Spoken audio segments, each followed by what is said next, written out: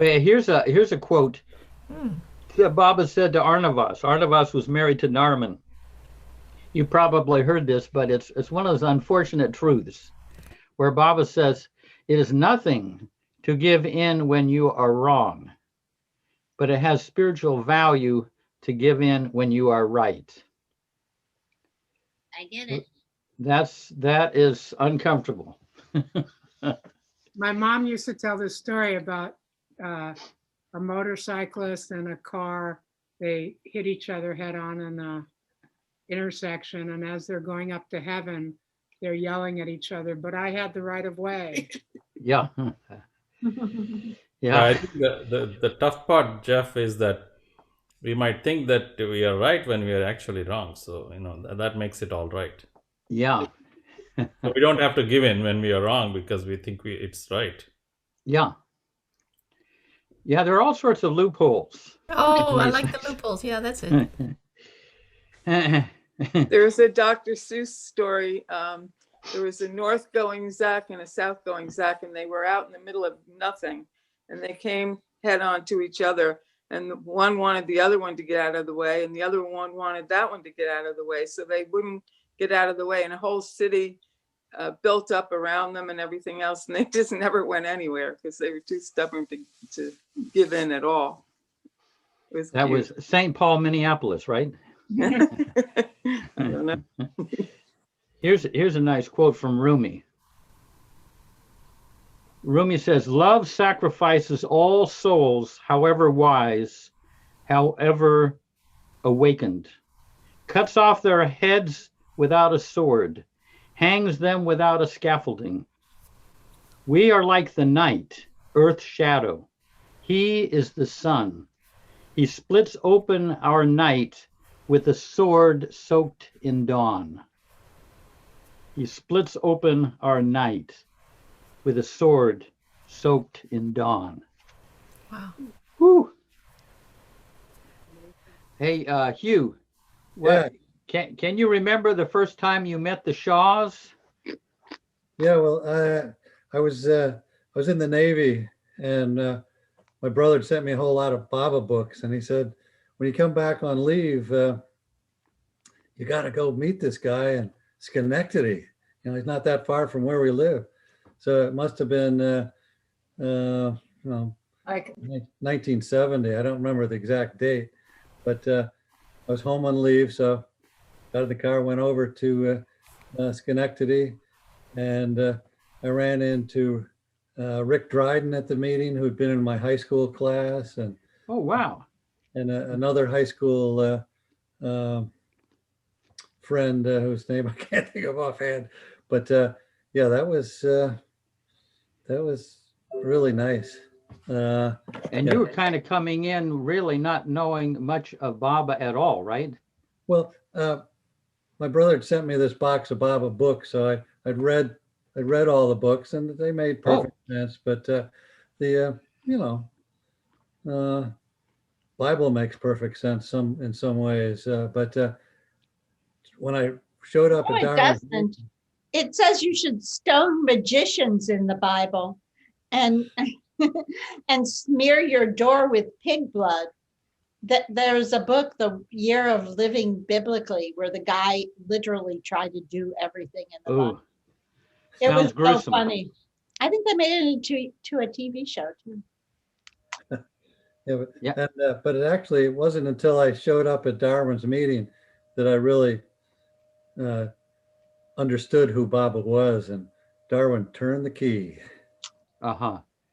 Yeah, it all came alive. I mean, what you were reading in the books, you could see, wow, this is Yeah, not imagination, huh? Darwin would he would sit there and he would tell these stories and talk about his interactions with Baba, and he was just so sincere that there was no question in my mind that these things had happened, and what he had experienced was something that we all could experience. Yeah. Yeah, I mean, that was my feeling too. We got to actually meet somebody who could talk about what it was like to actually be with Baba. not just what we got from the books, but I mean, that was another whole dimension that that I found. Yeah. Actually, I have a quote here from As Only God Can Love that I'd like to share. Yeah. This book by Darwin, and this is Baba talking during on September 14th, 1954, and during the 3 incredible weeks. Baba says, "One who wants nothing gets everything. Nothing means nothing, and one who wants nothing is never disappointed." Yeah. I like that one. Yeah. There's another quote where Baba says, "You can own the whole world as long as you're not possessed by any part of it." You can, the whole world is yours. I mean, Eric used to say, this whole world is yours. It's not like it's out there. I mean, it's yours as long as you don't claim any part of it. You keep it universal. It belongs to you, but then it also belongs to everybody else. No borderlines, no. Yeah. But he used to say, Eric used to say, every once in a while he'd float this thing up in Mandalay Hall, and I always fastened on it. This whole world is yours, but you have to claim it. Through love, you bring what's outside of you inside, and it becomes yours with a capital Y. In other words, if you love birds and you study them and you learn all their names and their sounds, and you go out on hunting for birds, after a while, the birds are flying around inside of you. You've incorporated them through love in yourself.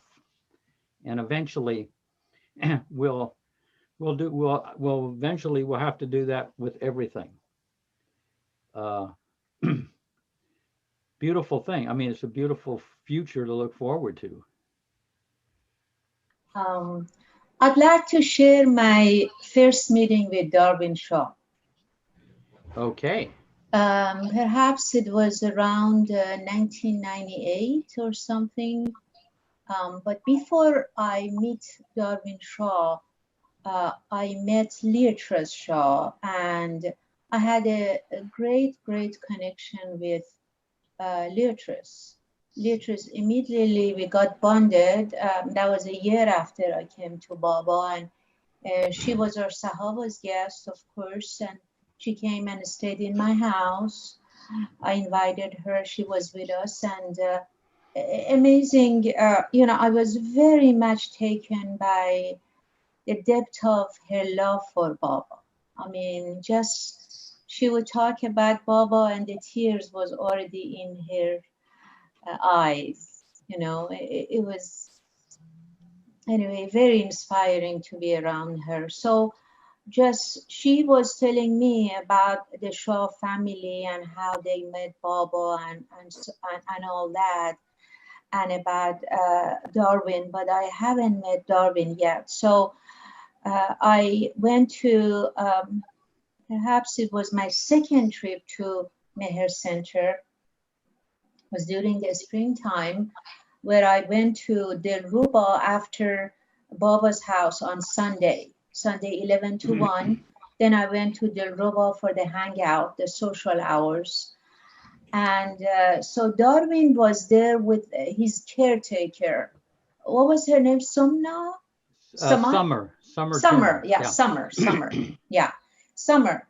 And so I went to him and I said, "Oh, you must be Darwin," And I started talking about Leatrice all of a sudden. And I said, "Well, Leatrice is Leatrice, but I'm Darwin." And then they invited me to lunch. A restaurant they used to go after Dilruba on Sundays. So I went with them to lunch. And then while we were sitting at the table in that restaurant, he started talking to me about how he met Baba and what was it like when he met him. you know, he appeared to him as a Christ, and he saw his hair was flowing and he was in full glory with the white sadra, and how he wanted to go sit by his feet, and so forth. And Baba finally granted it. And so he was talking about this with such love and conviction. I was literally feeling this flow of energy from his heart to mine as he was talking. And the last word he said was, you know, Mahu, when I met Baba, I felt so complete. So complete. And this so complete always stayed with me. So then we finished, you know, I started like sobbing, you know, we would cry, being emotional. And I just, my body was, I was very much taken by Darwin and how he was a lot like Esfandiar. Somehow I think he was a Western version of Esfandiar to a level that he was able to share his continuous experience of Baba with us in his own way, but of course he was very poetic, and his relationship with words is, I mean, you can see that in his first book, as God Only Can Love. And so once they dropped me to I was staying in at the time. Once they dropped me there, at the time of just couldn't say goodbye to him. I was, you know, embracing him, and my physical heart started reacting. It felt as it wanted to come out. My physical body was so overwhelmed with his love that, anyway, I was recovering for the rest of the day with him. Yeah. With Darwin. And that was my first meeting with him. And I had other, you know, every time I would come there, we would meet him. No, a lot of people had that experience where they had to kind of tear themselves away just because a certain level of love, powerful love would be there. And it's just hard to kind of go off into the cold night and leave that presence that, you know. Very briefly, a couple of things. The late Carol Rose told me this story. Jean used to love to go shopping. She didn't buy much. She would buy these little trinkets. And the store she liked, especially in Schenectady, was Montgomery Ward's. And sometimes she would take the girls who'd come over for the weekend just to go shopping. So she and Carol are shopping, and they always go into the coffee shop there, a real basic coffee shop. And Jean starts telling the story of how she and Darwin met Baba in their first meeting with Baba. And sure enough, she got into it, and Carol was totally transported back to the 1930s, and she really had an experience of Baba's presence at that time. And she always remembered that. But here, you know, of all the likely places in the world, a little coffee shop in Montgomery Ward's. You know, Baba remains eternal, but Montgomery Ward's is gone. Yeah. Do I have a second to read something, Jeff? Yeah, go ahead. And then we'll have a few now moments. we think of Darwin as writing all these great writings and everything. Every once in a while, maybe 3 or 4 times, and I knew them over the years, there would be a handout. And this is a handout written by Gene Shaw called Internal Obedience. When problems come up, emotional or mental, and you try to work them out, the more you try, the more you get involved and disturbed. It's when you turn the problem over to Baba and drop it, cut yourself off and depend on Baba to direct you, that the smog of your own involvement lifts and your perception clears. Then the Master's guidance flows through to you to show you the way. Perhaps not right away, but in time to find the solution, or else you find the problems has ceased to exist. You can't think or let Baba work it out or not. When you turn it over to him, you can't worry about the results or the outcome. Gene Shaw. Gene Shaw. Yeah, she was very intuitive. She had that. Well, let's have a few moments of silence before we begin.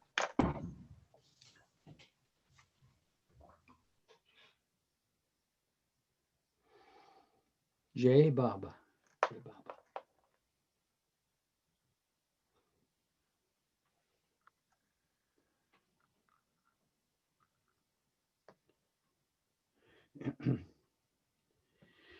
So anyway, most of you, I think everybody's familiar with our routine. Angela will choose somebody to read, and you can accept or you can pass and read a section, and then it's open for people to share whatever how it relates to them in their own personal life. And I thought I would say a little bit about completeness. You know, Baba says we're complete already. And that's one of the themes that Darwin, you know, that appears in Effort and Grace throughout, is that we are already complete. But what happens is the world hijacks the definition of completeness, which means, you know, you're not going to be complete until you succeed in the world, until you fulfill your talents and abilities to the utmost, or when you finally gain approval from your parents. I mean, you might be 55 and they're 80, but you know, it can hang on forever. And or you might feel complete once you find your soulmate, or when you finally reach your spiritual goals. But what happens is that the goalposts keep getting moved, and so you never really make it. And Anais Nin describes the state of many people, a thought that's looping around in them, which is, I think it's Anais Nin, I would rather be somewhere else with someone else doing something else. And that's a thought that loops around in people's minds.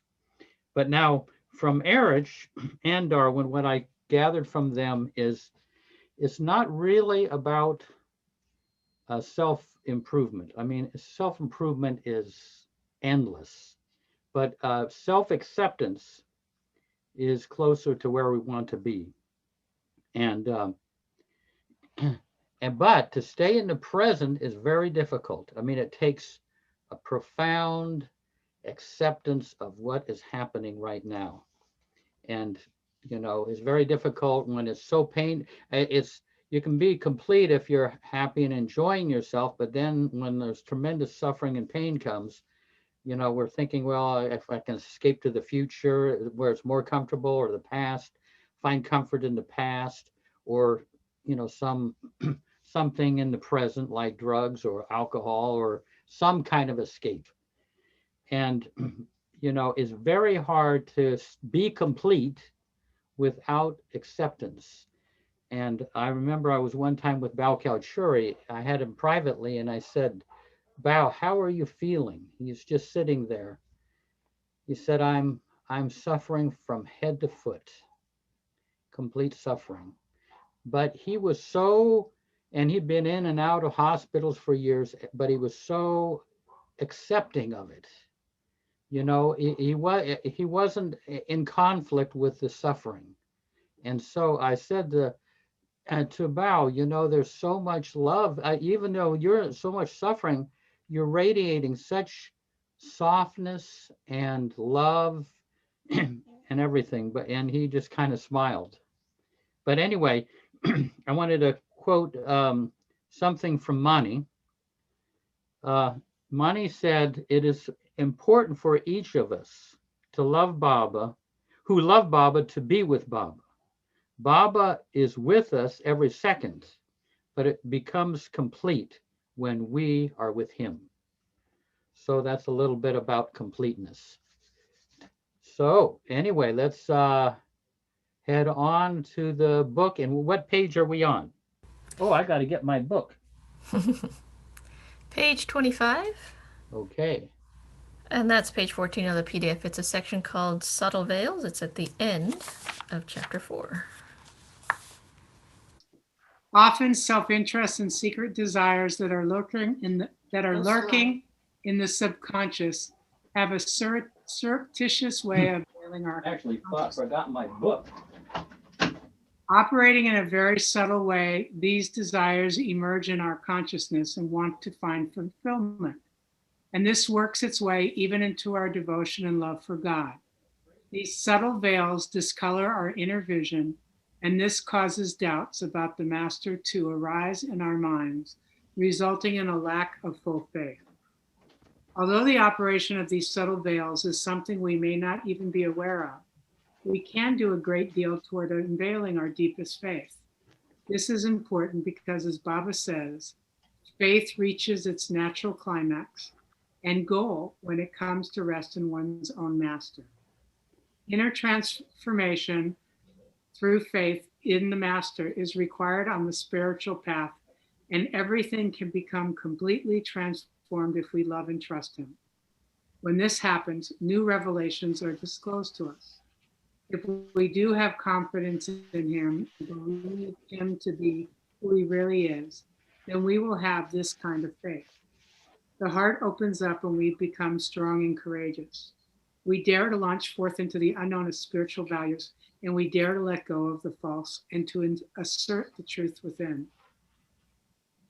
And because of our faith, we trust what He is doing with us in our lives, even if we do not like what is happening. He is always giving us so much love, unfailingly supporting us no matter what we are going through. Jai Baba. Any thing to say to that? Anything to chime in, or any questions? I noticed that last line in that last sentence, even if we do not like what is happening. So a lot of this is growing pains. But yeah, so anyone have anything to, oh. Yeah, I'm reminded of one time I was going through a really, very stressful time. And it was not of my doing, something was happening to me, perpetrated by someone else. And I realized something. I said, the one thing that I can say if I want to do something, I think it's Baba's will. If I want something to happen, I think it's Baba's will to do this, because I got something to gain from it. But I remember realizing, to me, it was a realization. I don't know what anybody thinks, but it's that if something has happened to you that you don't like, then it's definitely Baba's will, because you would not do this yourself. That's my comment. Thank you. Yeah, very good. Yeah. And I know Bon Natu used to say everything up to this moment has to have been Baba's will, because it happened, not necessarily his wish.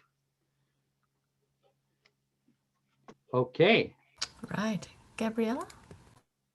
Jai Baba. So this is very interesting, just the word subtle veils, because to me that implies I don't necessarily know what they are. They are subtle.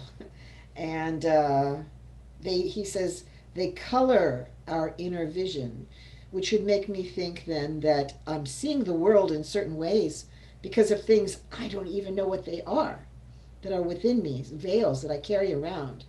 So it's very interesting. I'm not sure what one can do about that except have full faith in the Master, because I really, if I'm not aware, now I can ask Baba to make those subtle veils more clear so that I can see what the issues are and what I can give to him. Because how can I give it to him if I just have to give everything to him? And it's subtle. Anyway, I'd love comments on that.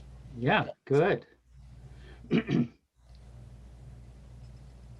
Yeah, Elizabeth Robinson? Yes, I was thinking similarly to what Gabriella is thinking, but slightly differently. In the first couple of lines, often self-interest and secret desires that are lurking in the subconscious have a surreptitious way of veiling our consciousness. So that, to me, cautions me to be careful when I think something is my intuition talking to me. So if I feel something very strongly, I'll probably follow whatever that inner guidance is. But there are times when that inner guidance may be limited or veiled or whatever, and we're actually seeing what we want to see. It's a desire instead of a true intuition. And when I don't know, that's when I have to go to Baba and ask for clarification. And when I do that, the clarification comes, it may not be directly, it might be indirectly. It can be from a circumstance, from a friend who happens to say something that enlightens whatever that is. Or, I mean, it could be anything. It could be something you see or some kind of revelation or something you just happen to read. But it isn't clear. And I think that's probably part of our doing the effort in helping to remove the veils. But we have to be open to it and aware that it's possible that our thinking is skewed, even if it's an intuition. And, you know, I don't really have a true handle on that. I just do the best I can. But I do think we have to even question that if there's an inkling that there might be a self-interest involved. Good, yeah. And Darwin was big on trial and error, where you make a mistake and you see it, and then you're better next time. Won't be kind of hoodwinked in the same way. That again, someone once asked Darwin, how do you develop intuition? And he said, trial and error. Good. And Peter? Yeah, thank you. I'm wondering if my battery is going to last. Got to plug it in soon. This, yeah, sometimes I think when it comes to subtle veils, there should be a picture of myself in a dictionary. It was very uncomfortable. And, you know, I remember having this phrase called spiritual lag time, because no matter how hard I tried, no matter how much effort I made into doing a spiritual thing, and I'd been to Anthony Robbins' seminar where did the, you know, whatever, saying, okay, let me just bust through and do this. And I felt like I had a tractor beam, like cement shoes that didn't let me go anywhere. But I looked down and I saw no cement. So there was like this invisible force that was keeping me from going anywhere. And also, when I listen to people like Anthony Robbins, I remember him cryptically saying, you're single because you want to be single. And I got upset. I says, maybe he doesn't know what he's talking about, but I said, let me take a step back. He's a really smart dude, and think about it. And when I saw the fears I had and all the subtle reasons why, if I would move forward, where that would leave me. And it's tough for me to put it together now because I need time to think about it. I do remember, again, listening to, say, Dr. Phil, and he said, people generate the results that they believe they deserve to have. And then a vision came to me that was of abuse that happened in my family. And one thing led to another. I had an intervention, or let's just say a professional meeting with a family member to find out the rampant abuse. And then now what I'm doing is deconstructing the silent messages that my family gave me. And the thing is, I had little to no faith in Meher Baba. That faith thing was like almost non-existent. But the thing that also moves me is when I did a confession with a fellow Baba lover, a fellow resident. He said, I said, I think he was Hitler. I thought he was a dictator. And he said, but you're still with him. So obviously you trust him to some degree, because you wouldn't be here if you didn't trust him. So when I think of looking at who Meher Baba is and looking at the messages that I got from my father, that was, I love you more than life yourself. And if you mess with me, if you challenge me, if you question me, I'll make you pay. it's a very distorted view of life that's created. And thing is, I totally relate. I so strongly relate with the subtle veils. However, it's also like mental fog, meaning I can't see. And I have to trust discourses like Bill gave to see me through. And it reached me to the point, I'll just say this briefly, that it's like Christmas Day. I was told my rent's going up 150%. I don't know why.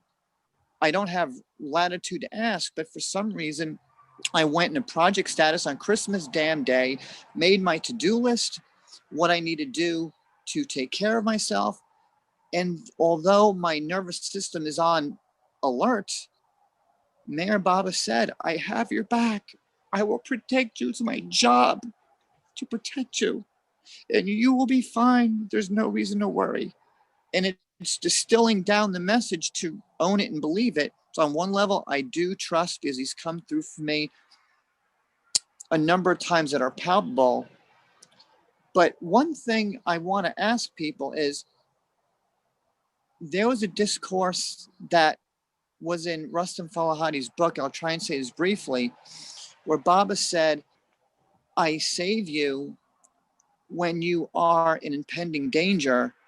And when I take you out of that danger and you have suffering, you complain like a child when I'm really trying to help you. And I wonder if there's ever any way to differentiate between when we messed up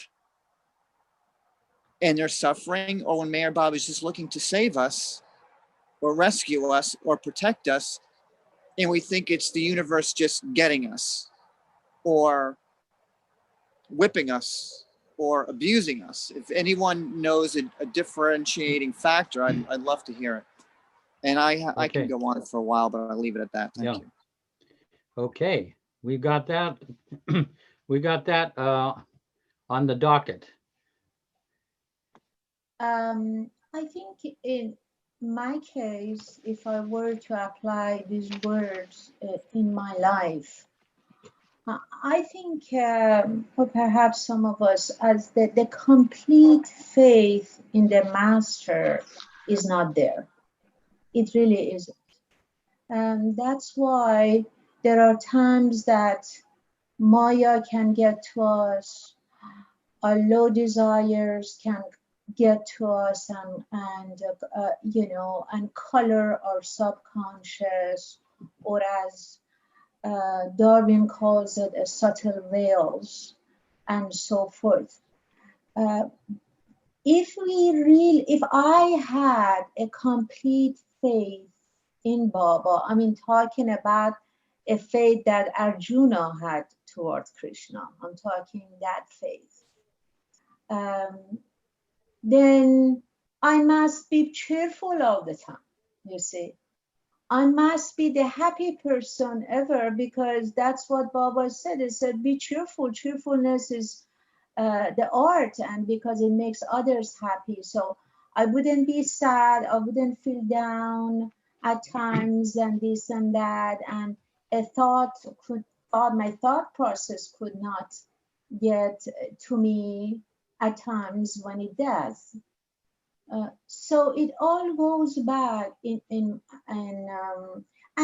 with that trial and error that you mentioned, Jeff, there's a price for everything. I know that he did talk about trial and error, Darwin did, but the price sometimes and its side effects that we pay for it might take a long time, sweet time. In my case, it has been. So it all goes back is our surrendering level.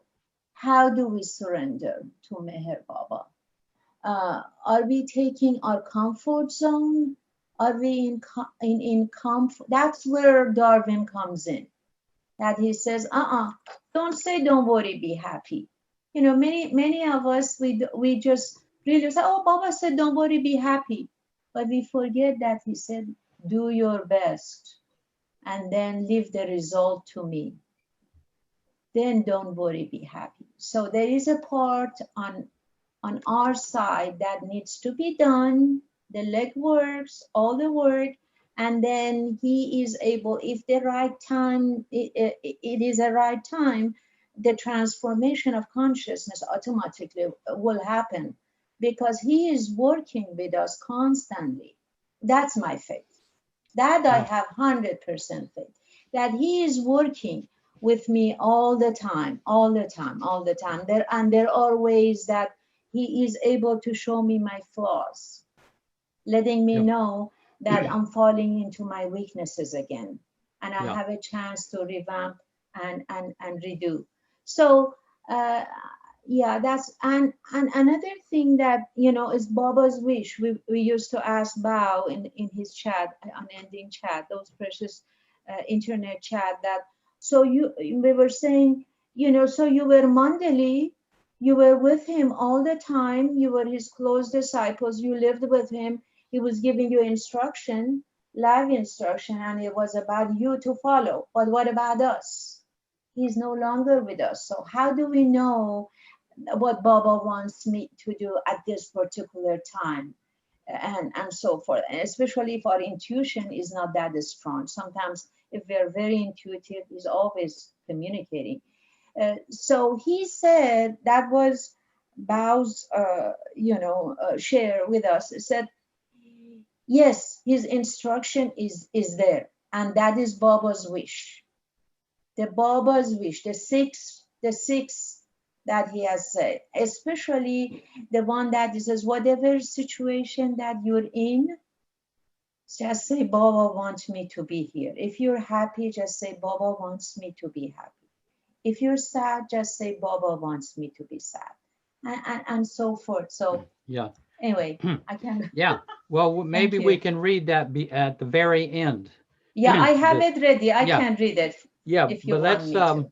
yeah, we'll maybe read that at the end. Sure. Yeah. And Ruth? Yeah, I just wanted to say that for me, when I find that I am suffering from self-interest, secret desires, pain, fear of loss, these things that must be coming, some of it comes from the subconscious. I don't know all of it does, but I know some does for sure. What I find myself doing is wanting to give these things to Baba, but I need to have something concrete because I am so abstract a thinker that I need the concrete. So I use the God box, you know, and I can get a herd of people into the God box. Anything that's bothering me is climbing over the edge of that box and into God, into Baba, for Baba to take care of. I don't need it. You know, right now my brother's in hospice. His family is suffering. They're all suffering up in Boston. I'm in North Carolina, and my heart's connected, but I actually put the whole family in the God box at the beginning of the holiday because I don't know that the suffering is what I really need right now. I don't know what I need. I just know that I need to give all this to Baba. And so I picture the God box. So that's great. And every time it comes into mind, I have to see them crawling back up over the edge and in again, because it continues to recircle in my mind. So the good news, here comes the good news. The good news is that like 2 mornings ago, I felt Baba take my hand. I was standing at the sink getting ready to brush my teeth, and I felt Baba's hand in mine, and everything was gone, but just he and I, and he was just holding my hand. So I said, oh, yeah, all day long, please. Let's just do this all day long. So that's my challenge, is to recreate in my heart and my mind that sense of Baba holding my hand like a child in this world. So, Jai Baba. Beautiful, Ruth. Beautiful. Wow. And Janet? Yes, kind of follows right along with what Ruth was saying. Earlier this week, I had a deep concern about a family member, and anyway, ended up just like being able to give it to Baba, and it worked. I mean, sometimes it does and sometimes not so well, but it worked in the sense that I felt it. I felt like I wasn't carrying it anymore. And then, I just said, and Baba, if there's anything you want me to do, please help me to know what that is. And then, so this morning I talked to another family member, and I really saw that Baba had taken it over and was helping by another family member coming in to address some of the issue that was coming forward. And then after I talked to the family member today, of course, I felt I was carrying it again. I mean, even though I'd had validation from Baba that he had taken on and made and was addressing it directly. I mean, it wasn't hypothetical. He was actually addressing it through this other family member, my concern. But then I could feel myself hearing what the other family member had to say to me and having it repeat over in my mind and then starting the whole worry syndrome again and getting all hyped up. And so it took a lot then to give that back to Baba again. So in the crawling over the box, Ruth, I can relate to that because I mean, it's a matter of like not giving it once, but re-giving it and re-giving it and re-giving it. And not for me, this is what's true. And because I just want to grab a hold of things and worry and stew and process and all of that. So that's my experience. Yeah, that's a lot of our experience. I was thinking of what Ruth said about she felt Baba holding her hand. It just reminded me of a quote by Rabia Basra: to abandon all that he has fashioned and to hold in the palm of my hand the simple proof that he loves me. That is the goal of my search. It's always touched me. I thought of that.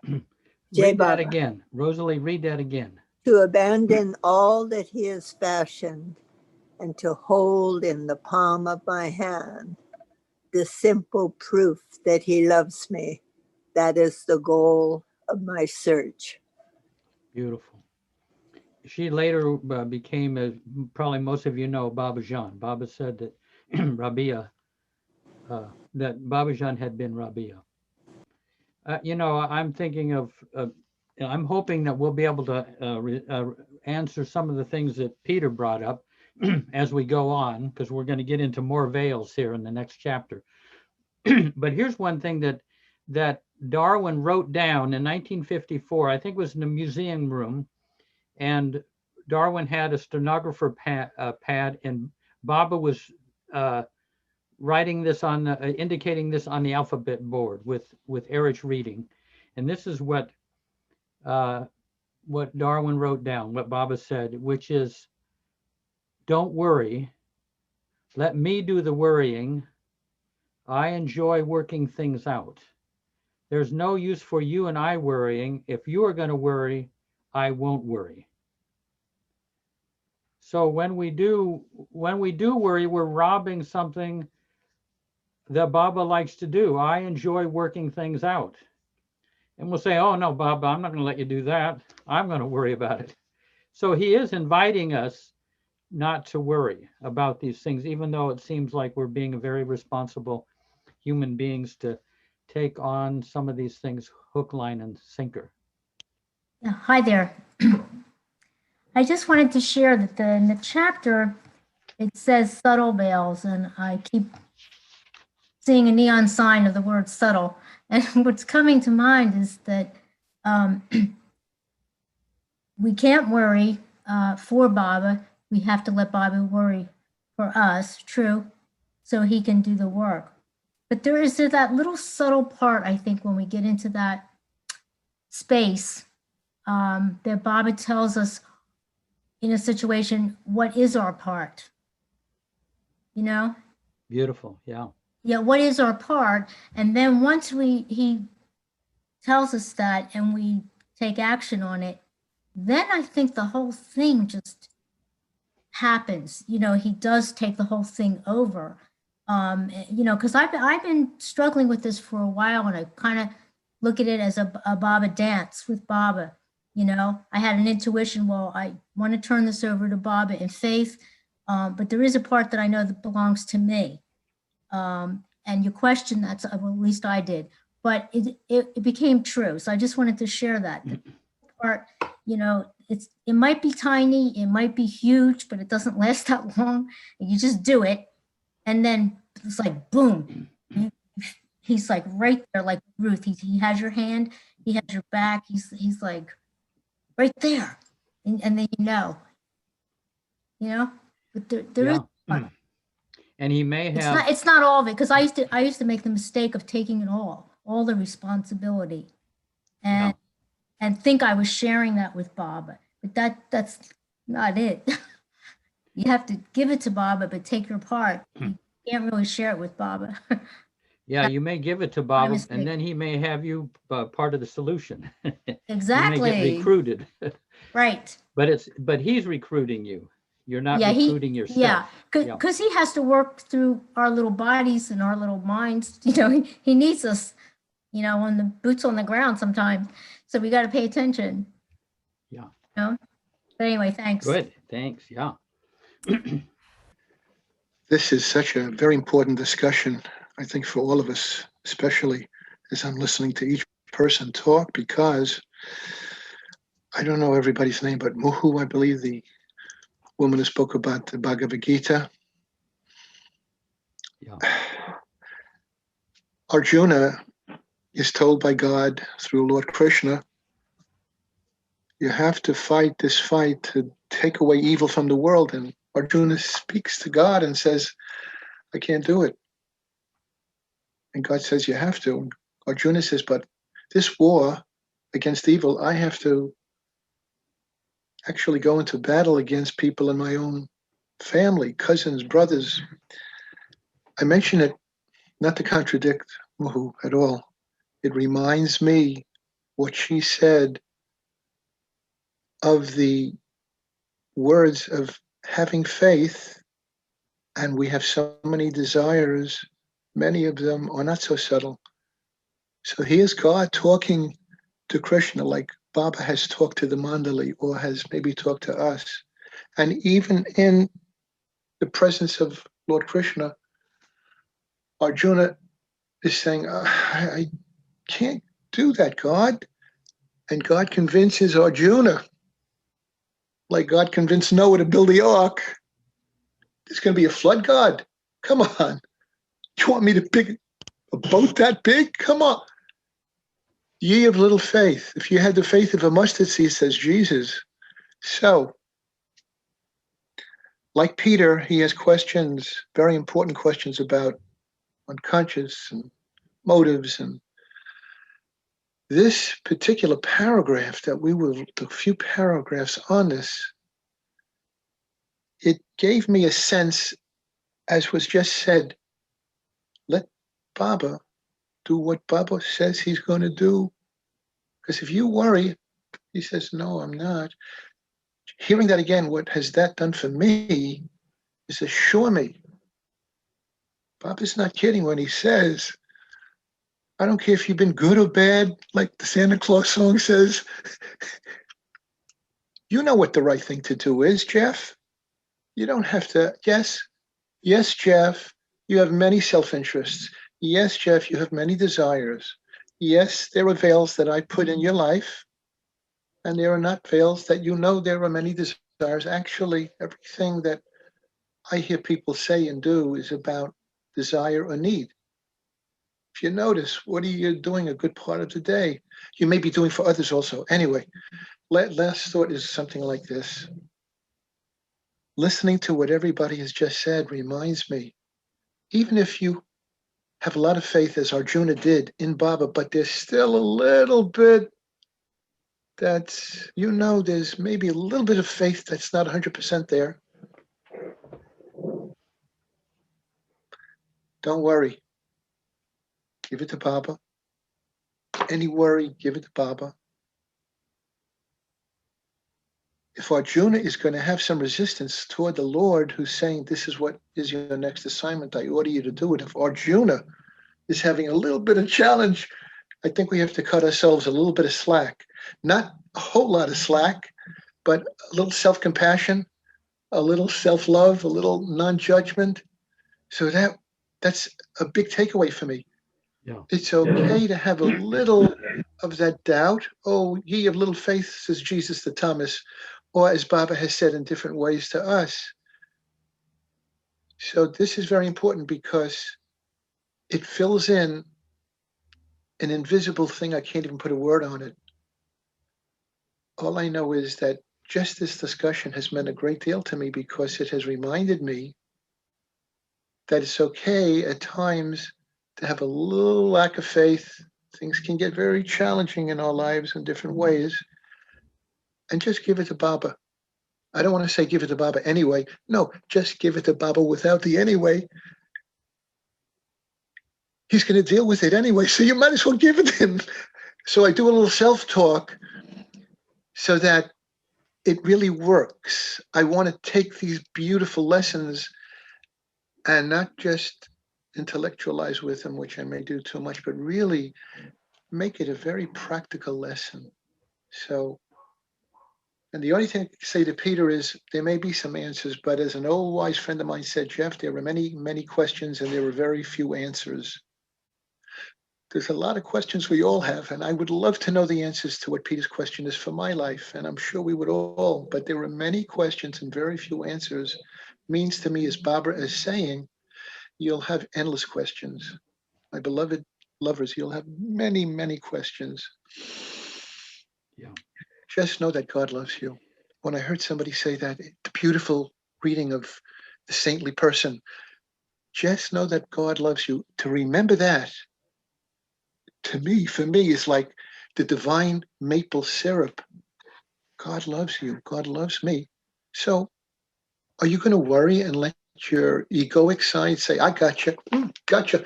Or are you going to say, God really does love me. God loves me. What could be more important and beautiful than God loves me? God loves me. And God loves you and all of us. Baba loves me. Baba loves you. I know it. Yes, it's true. Thank you. Yeah, open the doors, folks. And Gary? These are, I was feeling very much for Peter when he was talking.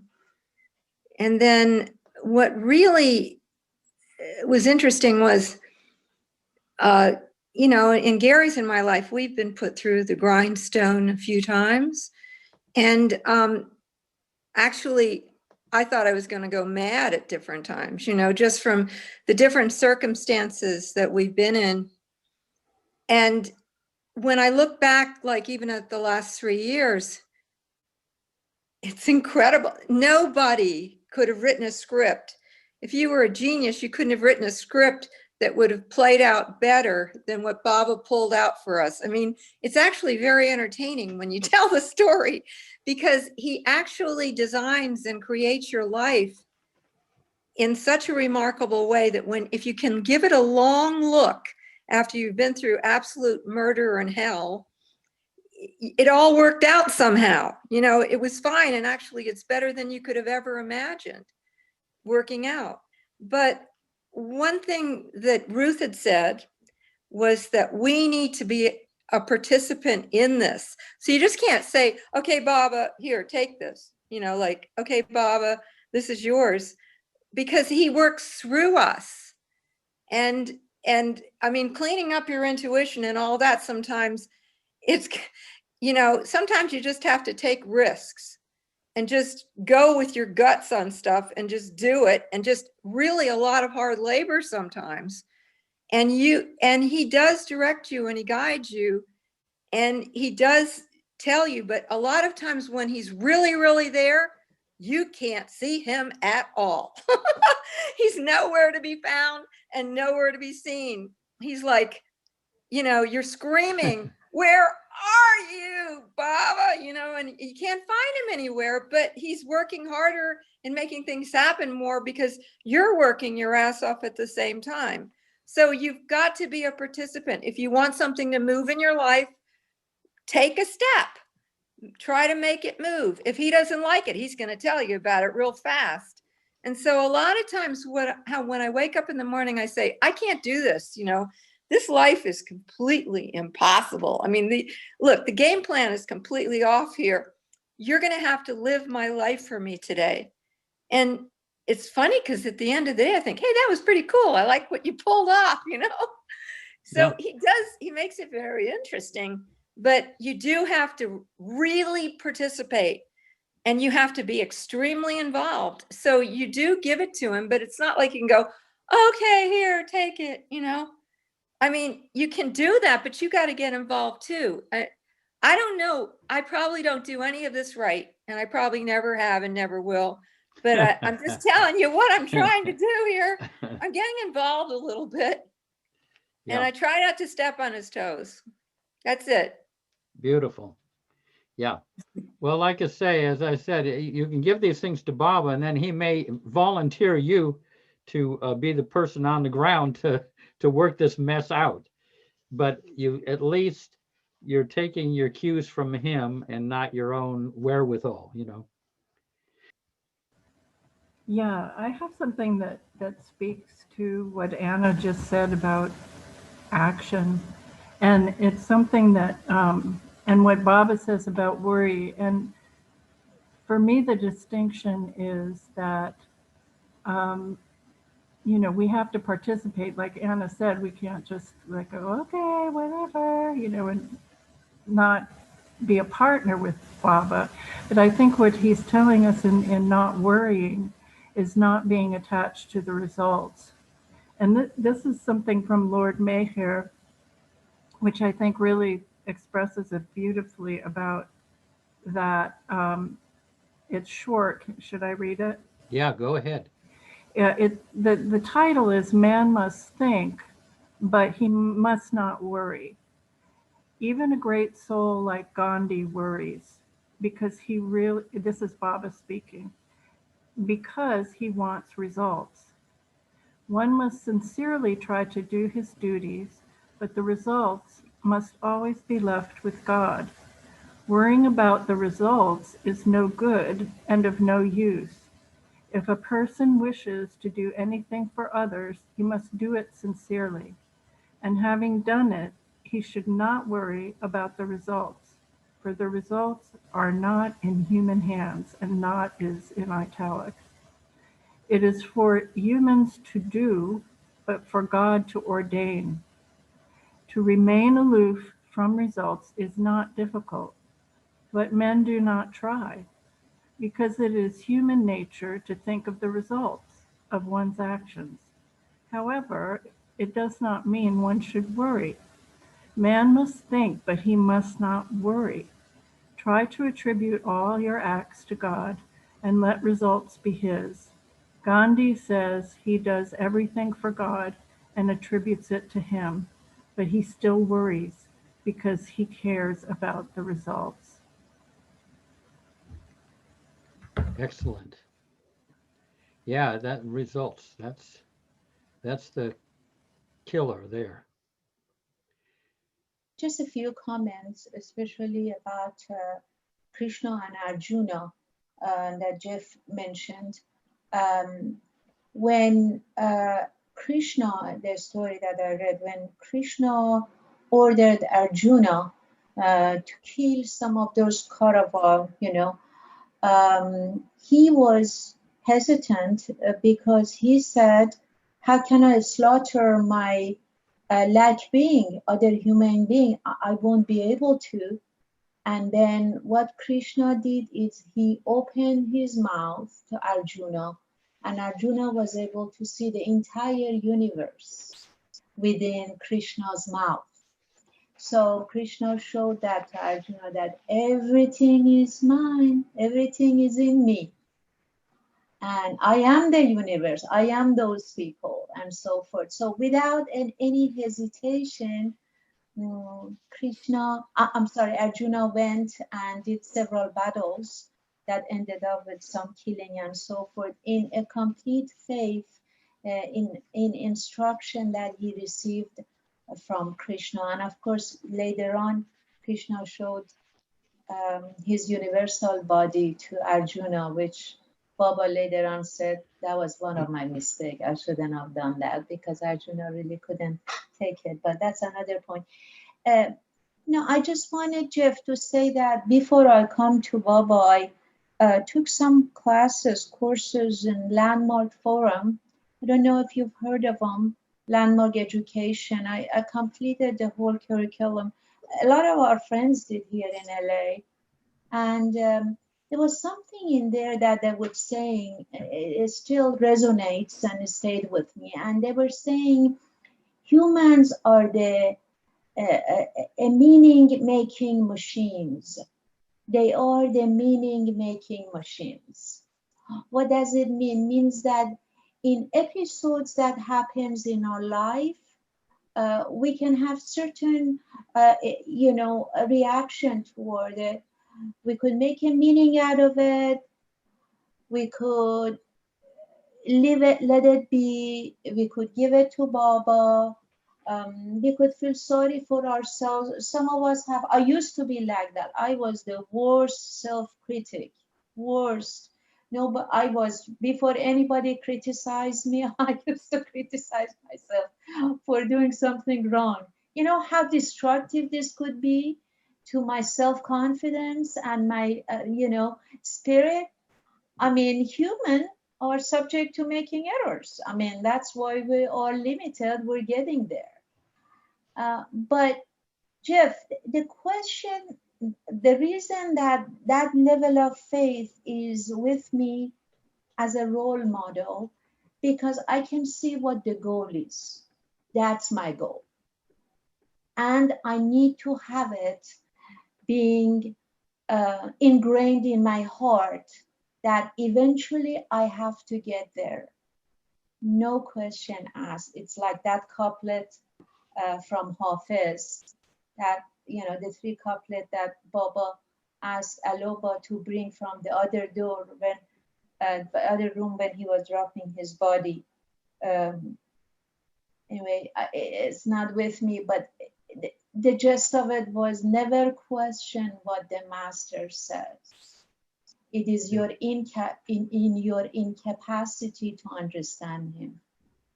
Yeah. So we must accept that our limited being gets on the way at times and doesn't let us to play our full potential, full being. That I'm fairly aware. I already know. And at that point is where you ask for guidance to Baba. From Baba. Another thing I like to share, and that's what Esfandiar told me when I was in work with him and so forth, when he was living here in LA. When I, just saying that, what about giving my weaknesses to Baba when it happens? You know what he told me? He said, if you really loved him dearly, you wouldn't even do that. You would not give your witness to him. Although he's an ocean of love, he can absorb anything, but it wouldn't come from you. So I just don't know how to deal with that, but that's thrown on my way. That even I can't be giving my weakness to him. Jai Baba. Yeah. Page 26, Dissolving Our Veils, Chapter 5. Dissolving our veils. Into the cause of causes shalt thou penetrate, and lifting one after another every veil of illusion, shalt reach at last the inmost heart of being. James Allen. And he wrote, "As a man thinketh, so he is in his heart," the whole book on it. When we become true seekers and put our inner focus on the master within, we become increasingly aware of all the veils in the form of samskaric thought patterns that darken our awareness of reality. We find that we maintain these veils, and we realize that we must tear them down in order to see more deeply within. By this, I mean shedding the false self, all the desires, misconceptions, and limitations that hold us back and keep us tied to the false idea of who we are. Stepping out of the false self requires effort, and getting rid of our veils is our work. Like going up in a hot air balloon basket, we must let go of the rope and dump out the sandbags in order to rise. So we have to throw out the veils and discard them. This means letting go of limitations and finiteness, doubts and fears, our misconceptions and attachments to emotional and physical experiences, all these subjective things, and realizing more and more with the Master's grace who we really are. Beautiful. We don't see many hot air balloons anymore, but that was from Darwin's era. Well, I don't know about the veils. I'm sure that I think that it's just getting more. I think owning your own stuff is what I would call veils, but you know what part you're playing in things. But what I was going to say was in relationship to what we were talking about before, and it might not be in relationship to this, we were talking a lot about Krishna and Arjuna. And one of the things that I find with Baba is he seems to always have you do something in your life that you don't know how to do. And if you don't know how to do it, then that's your job. You know, it's like you're picked for the things that, because you don't know how to do it. You might be the worst person that was capable of it, and he has you do it. And I find that many, many times, ever since I've been with Baba, I've been asked to do certain things. And it's just like poor Arjuna, he didn't really want to go and kill his brothers and his relatives and everything, but he was just kind of picked to do that job.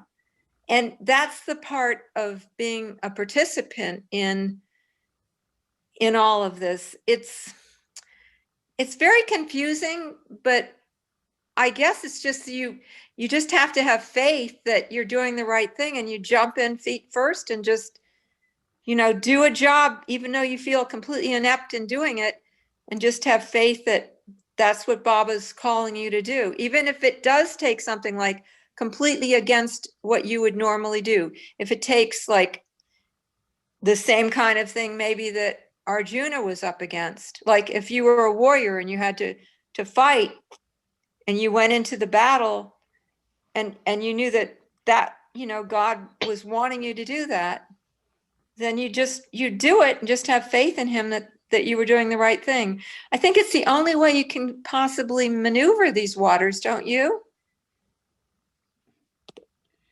Yeah, I mean, a lot of it is getting in over your head and calling out for Baba. But as you get through things, you get a certain confidence in that area that you didn't have previously, in a certain knowing. So that's part of the whole growth process. And in that, it's dissolving the veils of doubt and a lack of confidence and unworthiness, all that.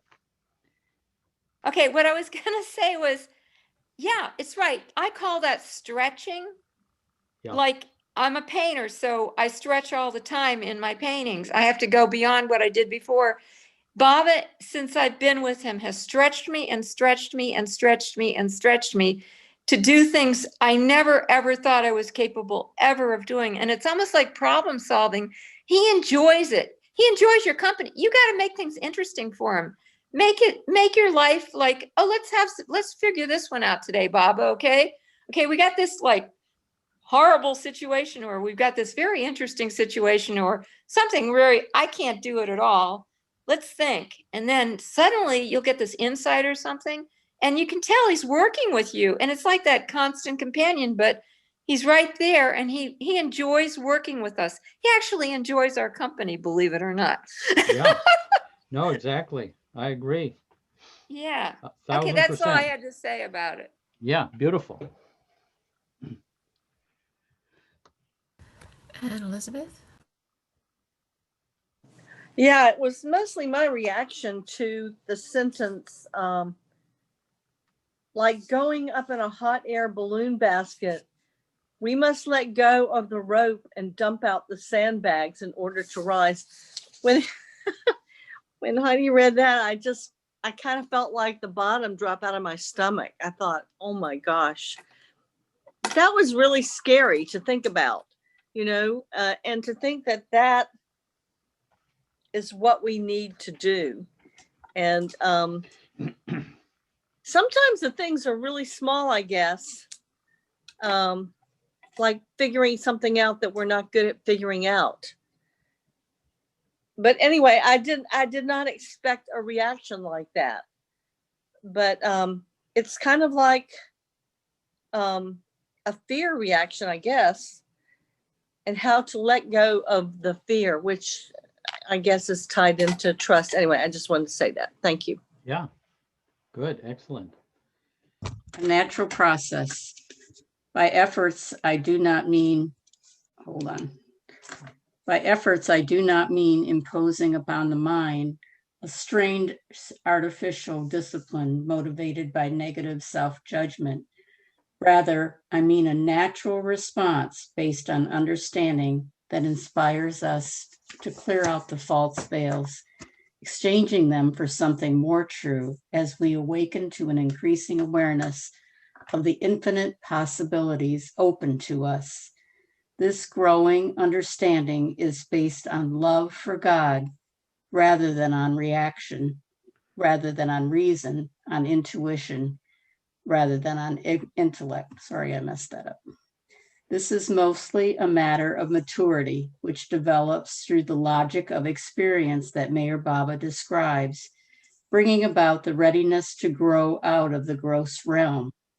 In other words, we make a gradual adjustment to the spiritual reality, and by degrees work in a harmonious and natural way towards our ideal, as opposed to coercing the mind. Otherwise, if we attempt to coerce the unprepared mind, we run the risk of engaging in repression and creating complexes. My own experience is that we attract the master's attention with our sincerity and integrity of purpose. He seems to awaken one's insight so that one begins to see better where the problems are and how they can be approached and dissolved through right understanding rather than through coercion. I find it tremendously helpful to know that he is the force behind our awakening. Thank you. Beautiful. Dispelling veils. Harboring our own thoughts, feelings, and desires, and thinking that they do not hurt anyone because they are just something that we keep to ourselves. This is how we maintain veils, and it is hurting us within. So we have to work on our false selves at interior levels and clear away anything that is maintaining or creating veils. Dispelling veils involves altering our thinking and feeling in favor of truth. This is a part of taking our stand upon the truth, as Baba advocates. If we are unsure as to how to get underway in dispelling veils, we can follow the simple criterion Baba has given us to work from. It goes something like this. Do anything that you would not mind doing in front of Baba. Say anything that you would not mind saying in front of Baba. And think anything that you would not mind thinking in front of Baba. I feel that we must try to work toward purity and openness of heart, as well as toward such qualities as self-confidence and self-esteem. It is a matter of choice, and we are making choices every minute of our lives. Of course, I'm referring to sincere spiritual seekers who are willing and who realize they must make an effort to get spiritual enlightenment. Some of these choices are seemingly unimportant, but they are perhaps really critical because a thin sanskaric thread can become a string and then a rope, and before we know it, we are hogtied by it. Eventually, we will learn how to head off binding thoughts and feelings at their finest, most subtle indication, even before they can become threads.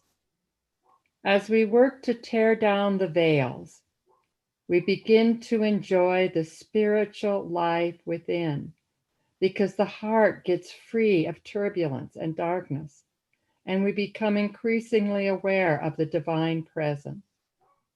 Eventually, we will come to the final closing down of the veil-making machine, because we will realize that we are already complete. With that completeness comes fulfillment and bliss. This comes about through a gradual withdrawing of the consciousness from the gross level of duality.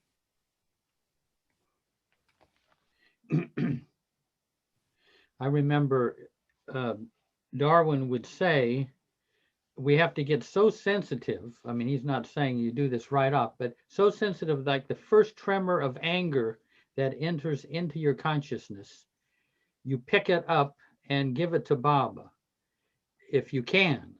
But if you don't, then it goes down a little further downstream, and then the mind gets in on it. Now it gets complicated and magnified. So now you got to give the tremor of anger plus the thoughts to Baba. And if it goes further, it gets into the emotions, and then you got to give that huge mess. So ideally, you want to pick up things very early and give them to Baba. And of course, Darwin, you know, he had refined himself that he was heading stuff off and giving it to Baba right away. And I know for me, things would go downstream and the factories would empty their pollutants into it. And then before you know it, you've got a mess on your hands that might take weeks to work through. So anyway, I know that scenario quite well. But that's the sensitivity, and we have it within us, you know, to be that sensitive. And oh, well, no one's going to know that I'm thinking negatively in this situation. Well, no, that negativity is going out, you know, so you want to nip it at the bud as much as you can and try to neutralize it so that you're not bringing the atmosphere of a room down. So that's kind of how he would approach these things. The light of grace. A great many ambient factors are involved in the withdrawal of consciousness from the dual realm, and it would be impossible to mention all of them. However, one of the most important factors is the grace of the Master. Divine grace is a power or force of light that can dispel and even altogether eliminate ignorance or falsehood. It can dissolve darkness, erroneous thoughts, and complexes within one's consciousness. Sometimes we have to direct the light of grace into various areas within our own hearts. In other words, at the subjective level. By this, I mean that instead of assuming that grace will take care of everything, we're actively accepting the intervention of divine grace as a great light that will dispel the darkness within us. If one is conscious of the heart center, then one hopefully has enough inner vision to realize where one needs help. And one can oversee to a certain extent the working of grace in helping one's own heart center by shining the light of truth on it. It's like directing a light onto a particular dark spot, which then makes it light. However, it is difficult to generalize because as individuals, we have our own individual dark and light spots, and they are not all the same. the Master reveals to us as individuals where we can clean out our Augean stables. A little here, a little there. In his own way, he reveals where our mistaken analysis and judgment have led us to wrong conclusions. At least, that has been my experience. I find that when I feel a surging force, the energy of divine grace, I'm able to direct it where it is needed the most. It is like a continuous gift, but it needs direction in order to counteract specific limitations and bindings. That's a mouthful.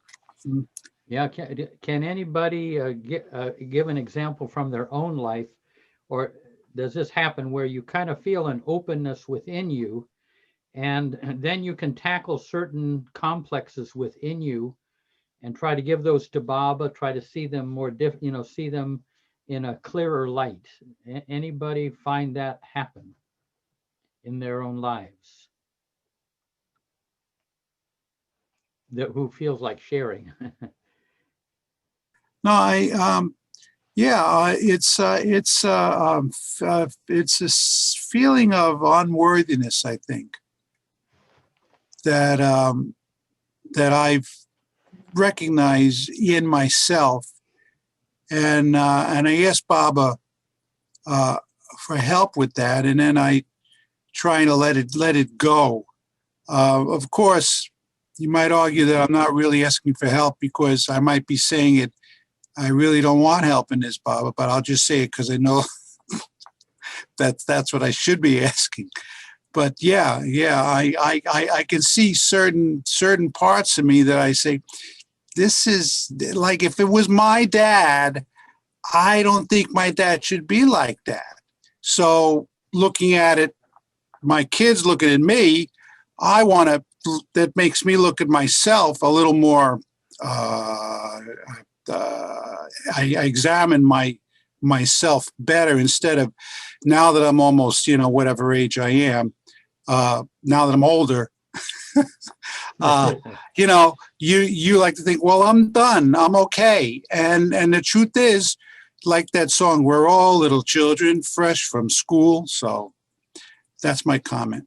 Thank you. Yeah, wonderful, Ray. Yeah. As of like a couple of years ago, it was somebody in another area of my life who suggested I start meditating. And what I got in my spirit that I would do is spend 10 minutes looking at Baba's picture and listening, and 10 minutes looking at Mara's picture and listening. And I write down what I get from them, what I think I get from them, and it's often like directions, as Julia Cameron, who wrote The Artist's Way, calls them marching orders. And there are a lot of different situations where I'll be told, do this or do that, or, things that, well, let me give you a specific example on how they're working with me lately. Really, for my entire life, I've had really crazy sleeping hours, like getting to bed hours. And it's from the veils of my parents violently fighting at night. And I was really terrified when I was going to bed. I mean, it was bad. I mean, it was bad physical violence. And so they've been trying to work with me to have a regular bedtime schedule. And I would do it, and then I would kind of jump off of it kind of crazy, and then do it, and this fall. And there was one night recently where I stayed up all night, and Baba's been saying to me, okay, this is non-negotiable. This bedtime is non-negotiable. And then Baba's was like, no, you have to write out a schedule and adhere to it. And so it's just like gently, guiding me to change something that, I'm 60 years old, and this stuff's been going on for years and years and years.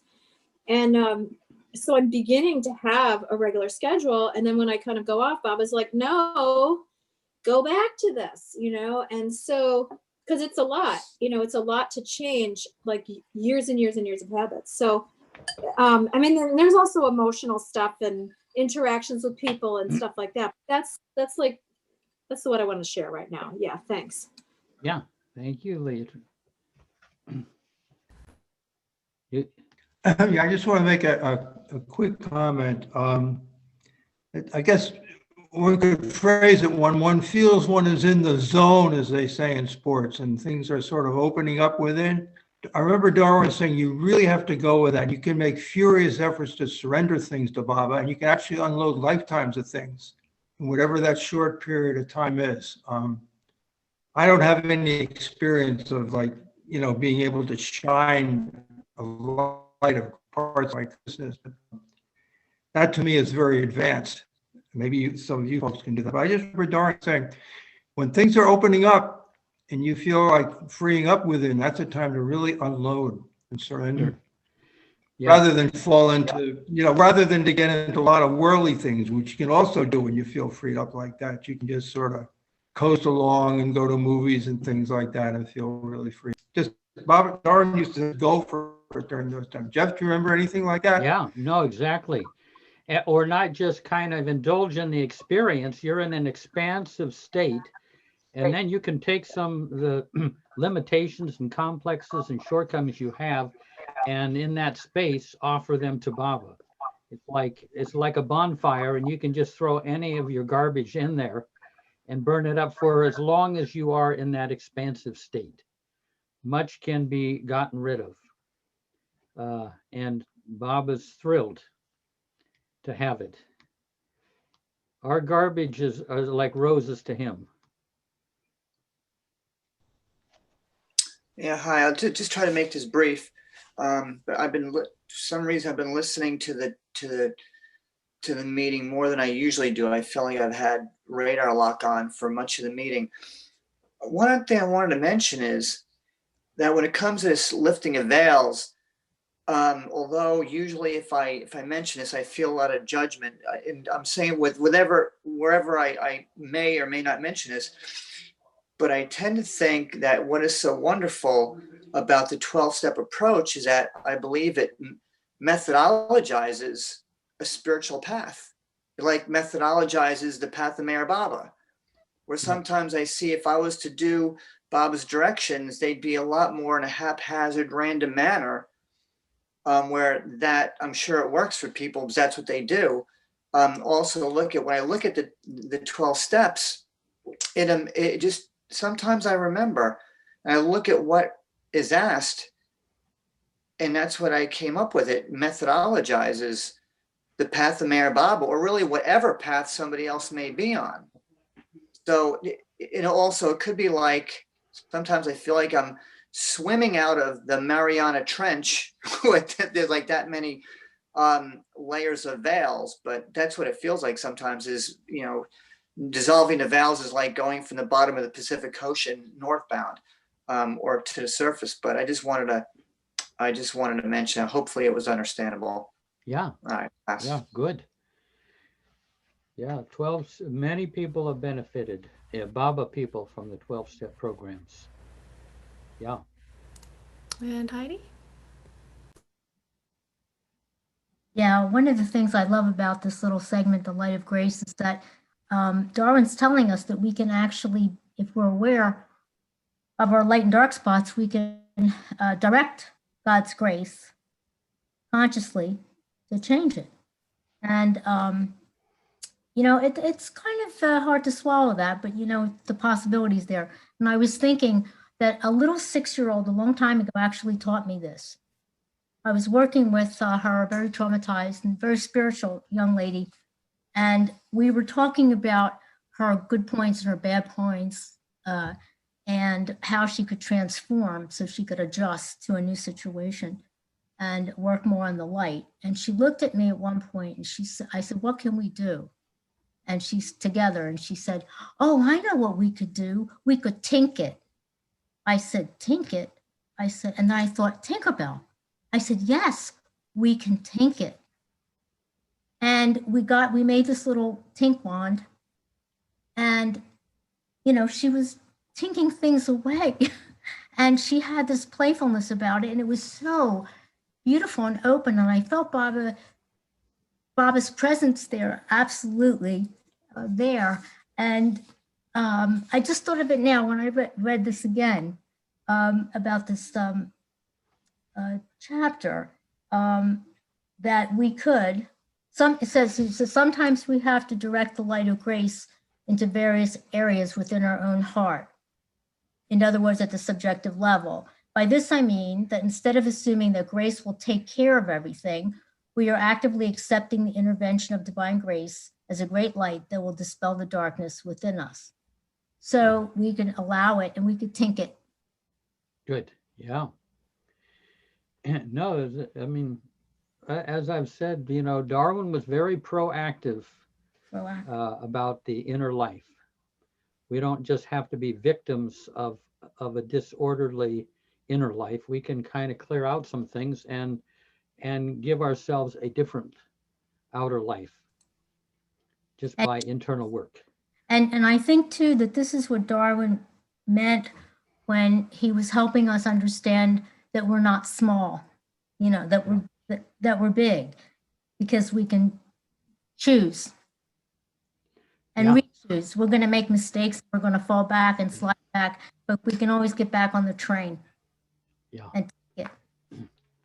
Yeah, it's so Bill and Jeff both talked about this time of expansiveness. What are they talking about? I mean, what? I'm sorry. What are you feeling, or how do you know that you're? I mean, I know what that's like if I'm writing, when I can go into this space and I've totally lost track of time, and I'm finishing something and I'm writing like crazy. Then I've experienced that when I write poetry. I experience that. I might experience that when I'm dancing, when I'm singing, something like that.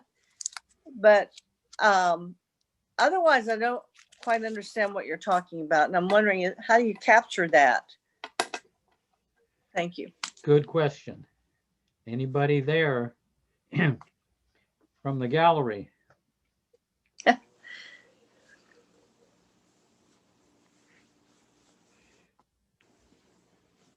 I did write up something that I had Angela post, something I wrote on giving things to Baba, and something that Darwin kind of introduced to us, where you are creating inner space. There is such thing as creating inner space, which if you read that, you'll get a little sense of it. And when you have some inner space, then you can actually work on some things. You can focus on your feeling about your mother-in-law, say, or whatever, and try to work at giving that to Baba. You know, any kind of negative feelings you have, work on that. You got some space and room, and Baba is right there to facilitate it. So anyway, I see Gabriella has got her hand up.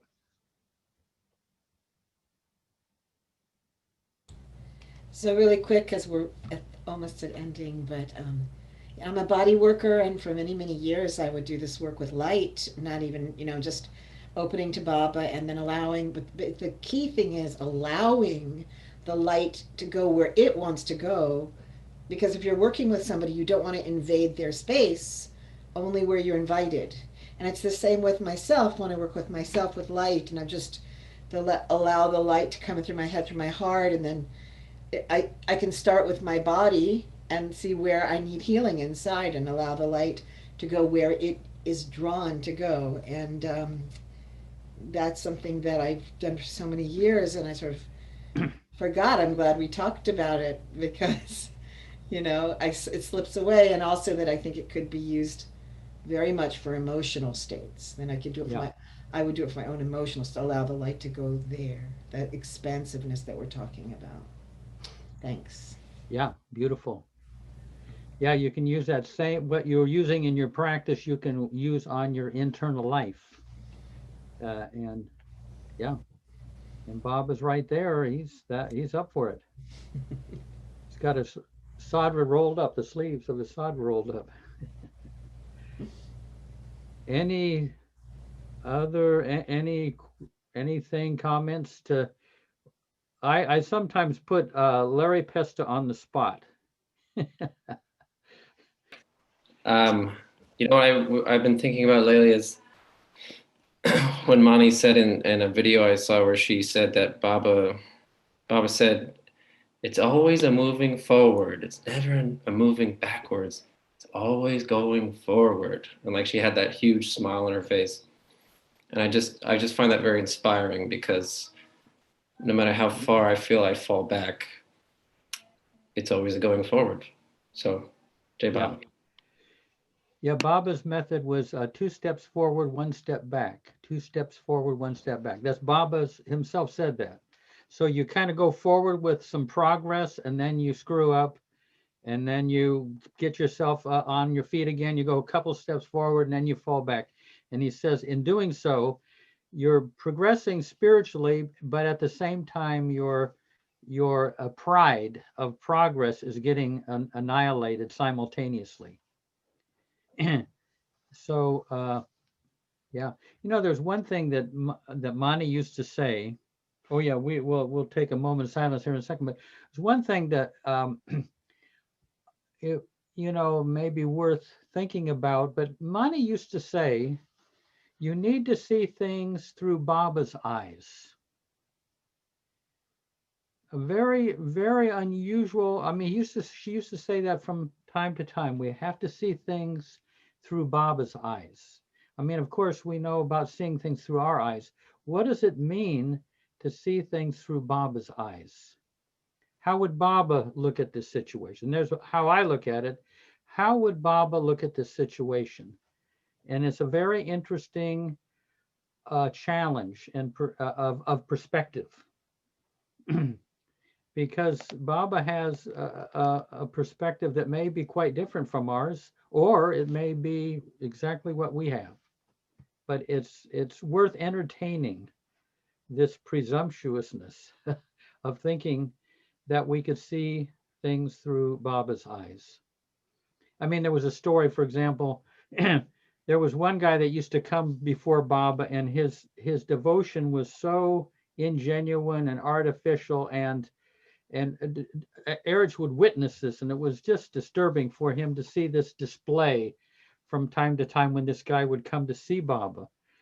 And one day, on one of these occasions when there was a darshan, afterwards Baba said, well, Erich, how was the darshan? How did oh, it's fine, Baba's fine, Anything troubling you? No. And Baba got it out of him.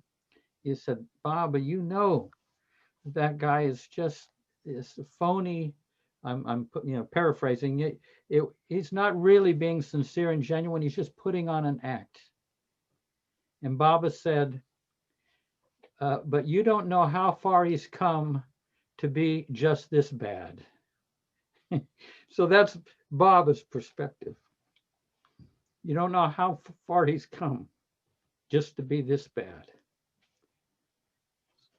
So that's Baba's perspective. And then there's Erich's perspective, which is the normal human perspective. Yeah. Hey, so shall we have a few moments of silence?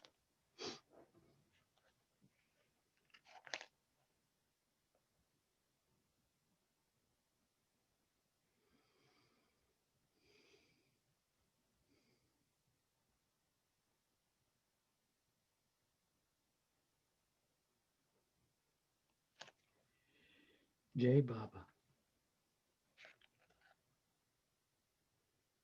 Hey, okay. Well, we'll share a little bit here, and then anybody who wants to stay on, I know Elizabeth was talking about feeling that expansiveness. This meditation will give you an experience of that inner expansiveness. Yeah, I guess I shouldn't have said that, because I've been doing those meditations. Yeah, yeah. Hey, Jeff, did you want the Hafiz now or after the meditation? Perfect. Yes, exactly. So Thursday is going to give us Hafiz, which was, as you probably all know, was Baba's favorite poet and Baba's father's favorite poet. Okay. All right, Jeff, this is hot off the press. Good. You haven't heard this one. The nightingale's only thought is to make the rose be its beloved. The nightingale's only thought is to make the rose be its beloved.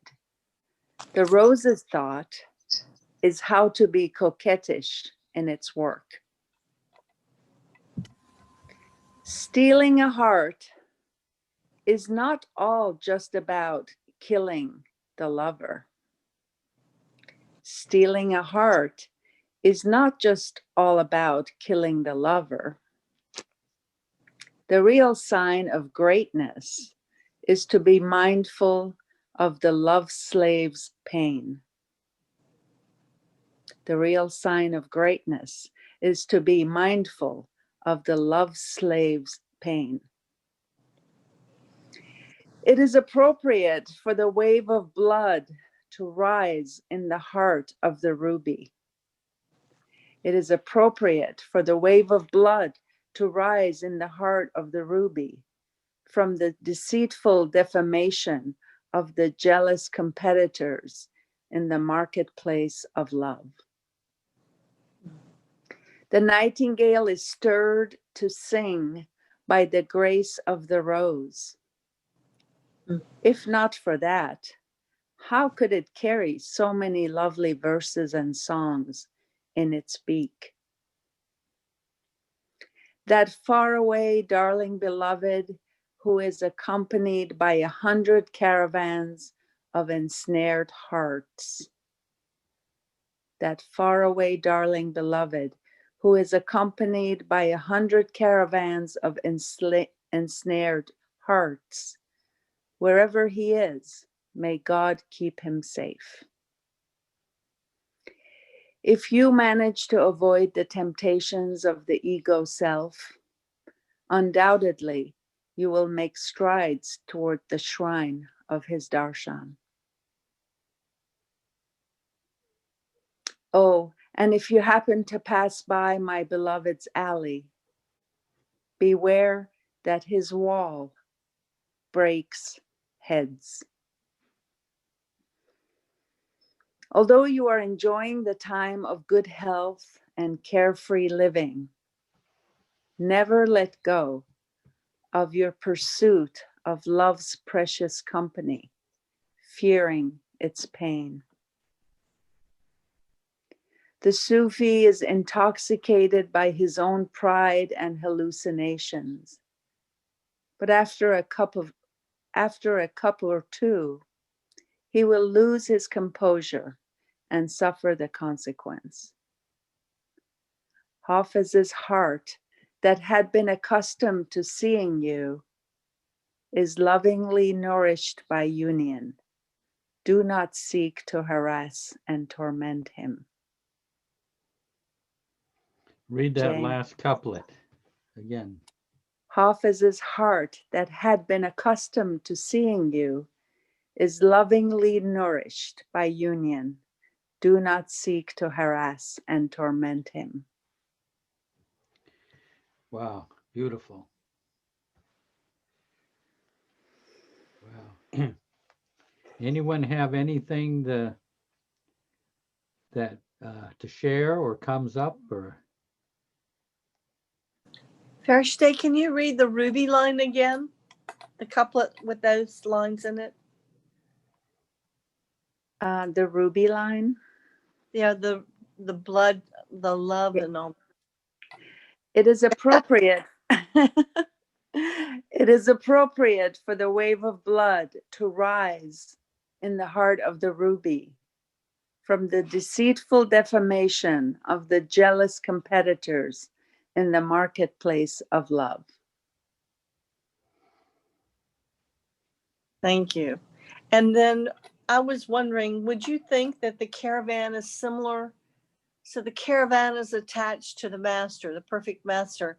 Would that be like our being on the Baba train? I would think so. The caravan of hopeful lovers, ensnared by his love. Yeah, it reminded me of all the stories and people talking about Baba saying getting on the train. Doesn't matter where you are, as long as you attach yourself to the train. Anyway, that's what it reminded me of. I don't know whether it's, you know, an analogy or not, but anyway, that was gorgeous. Thank you. Yeah. That's good. Thank you. Hey, Jeff. Yeah. I don't know why, but I suddenly got reminded of the story you once told, and I'm wondering if you could please share it. It's, I don't know if you were in the room, but you were with Erich, and there was a gentleman who seemed to be sort of frustrated or just annoyed just being in the room, and people were all noticing that he was just very annoyed, and how Erich handled that. Yeah. I think I know. Now there was a guy that came to India, and you know, we would be you know, people be there in Mandalay Hall, and Erich would tell these very touching stories, sometimes of Baba, sometimes of saints and everything. And at the end of the story, this guy would make some kind of a sarcastic remark, you know, oh, how do you know? Maybe that was, you know, maybe he would make these remarks.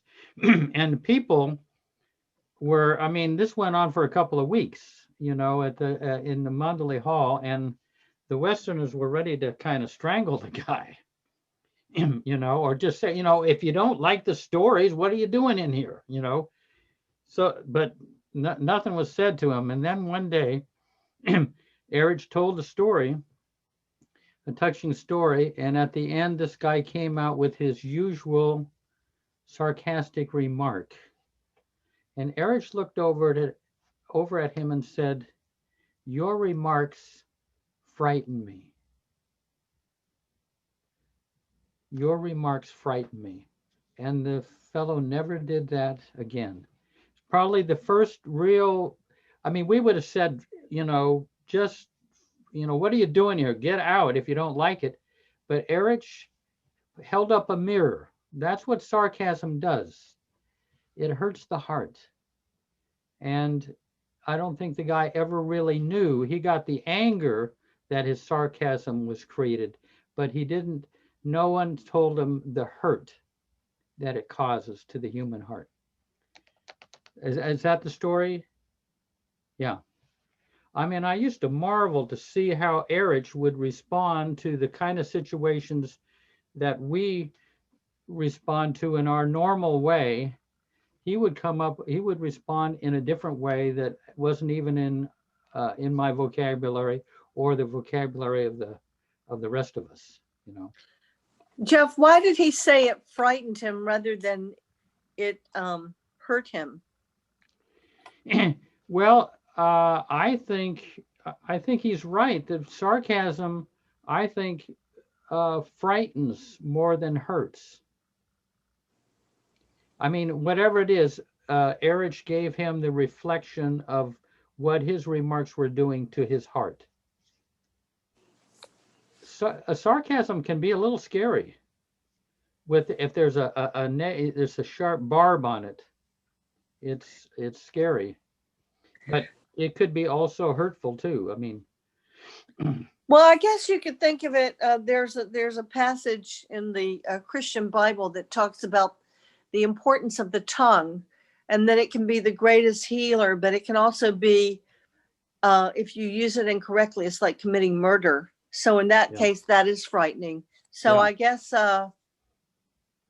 which is related to hurt, you know, kind of like a violent hurt. Yeah.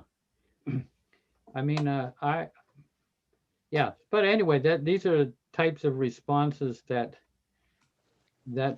they got from Baba, and they're outside the human range to some extent. Jeff? Yeah.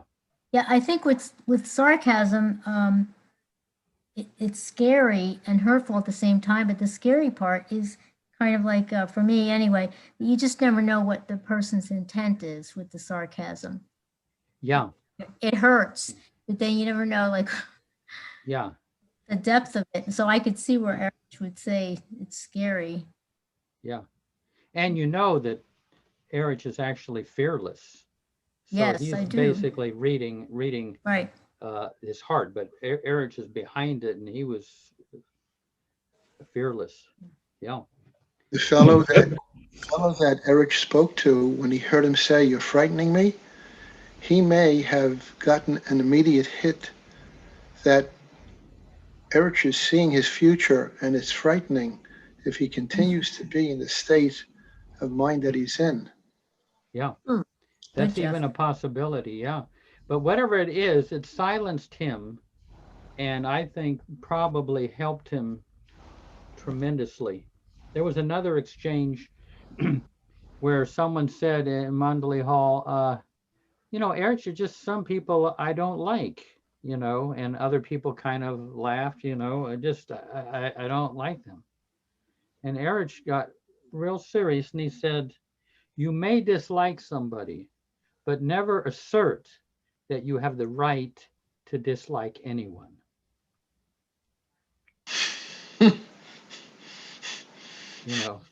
So given that you do dislike people, but don't justify it, it's your weakness, you'll grow out of it. But we think, oh, I have the right to dislike somebody. I mean, it's my right. It's never assert that you have the right to dislike anyone. Hey, I heard a YouTube popped up on my YouTube channel from Erich, and it was only a minute long. But he was saying that he was telling Baba, there's a seeker here, Baba. And Baba said, there's abundant seekers in search of God. Don't tell me about seekers. I don't want the one who seeks me out. I want the one who is sought by me. And that just blew my mind. And then Erich went on to say, in order to be the sought, we have to be humble, surrender ourselves, and be determined to be his. But that to me was so beautiful because every one of us here is the sought, and that really humbled me. Thank you. Yeah, beautiful. Yeah, he used to say that, don't be so much the seeker as the sought. So that Baba is the one who pursues us by being attracted to the life we live for him. I think of that saying kind of I think of is, say a mother is at the kitchen sink, she's doing the dishes, and outside the sandbox is there, and a couple of kids are playing, her children are playing in the sandbox. One of them is taking the sand and putting it over his head and kind of being goofy. The other kid is really absorbed in making some kind of sandcastle, very absorbed in it. And so which one is the mother most attracted to? It's really going to be, this is just my analogy, the kid that is absorbed in making that sandcastle. There's something beautiful about being lost in that. So that he becomes the sought. And the other kid who's playing around, he's kind of being the seeker. He's trying to get attention. But anyway, I don't know if that clarifies that saying, but yeah. So Marcia, she's got her hand up there. I was looking through my Baba stuff, and this popped up. It's called the Seven. I took a picture of this from a book when I was in the original kitchen, so I don't have all of it. This is the piece I found. It says the 7 inner journeys, the divine dream, experiencing the 7 heavens of the unseen creation on the path home. Can you hear me okay? Yeah. The third of 3 realms of experiences. Now, the one mischievous chicken has become close to being perfect. It has experienced everything in the gross world it needs to experience. The Jivatma now wants to be with God more than it ever has. After many, many rebirths, man begins to realize that he is not this human form, that he is not outer consciousness, and that his soul lives within. So with this understanding, man begins to look within. He becomes a pilgrim on the spiritual path. He dreams the divine dream of becoming God. We know that God is real, is eternal, is within us, so why not turn within? This is the kingdom of heaven which Jesus spoke of in St. Matthew 13:11. To know itself, the embodied soul takes 7 more adventures, the inner journey known as involution. And that's the part, there's probably more, but Yeah. I don't know where it is. And then Yeah. there was one more that I wanted to read. I was going to read, I wasn't going to read this, but just because of what you said before that, it's called The Guest House by Rumi. Do you want to hear that? Oh, yeah. That's a beautiful, this is a great poem by Rumi. Okay, The Guest House. This being human is a guest house. Every morning a new arrival, a joy, a depression, a meanness, some momentary awareness comes as an unexpected visitor. Welcome and entertain them all. Even if they're a crowd of sorrows who violently sweep your house empty of its furniture, still treat each guest honorably. He may be clearing you out for some new delight. The dark thought, the shame, the malice, meet them at the door laughing and invite them in. Be grateful for whoever comes because each has been sent as a guide from beyond. Rumi. Yeah, so Beautiful. that's pretty cool. Each has been sent as a guide from beyond.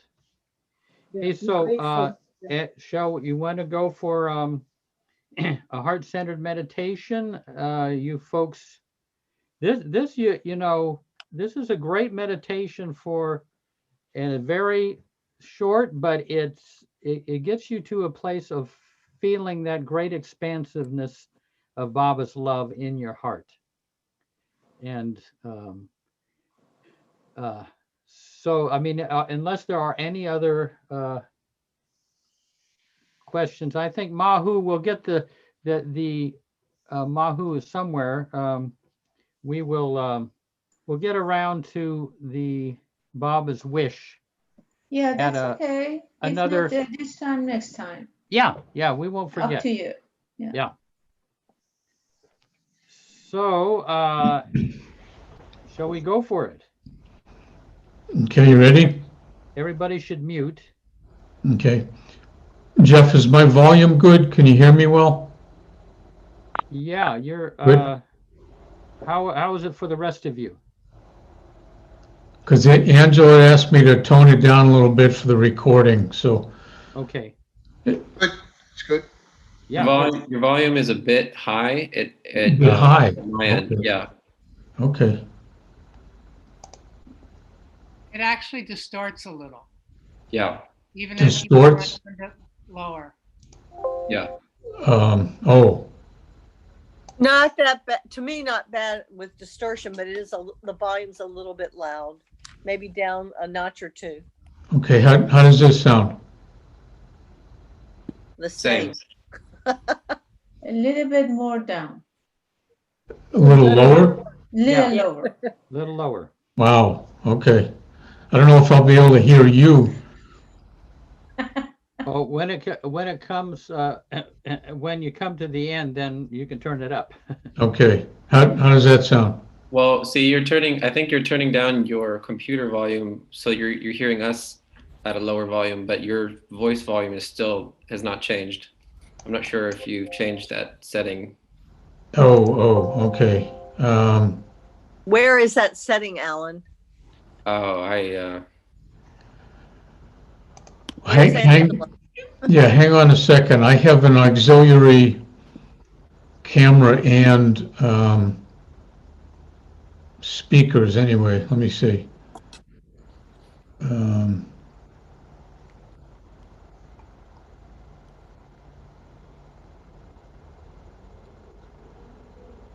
Let's see.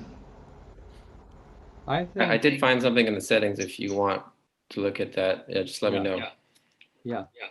I think if you just speak quietly, it'll be quiet enough, I think. Okay. All right, we'll give it a shot, huh? Okay. Jai Baba, everybody.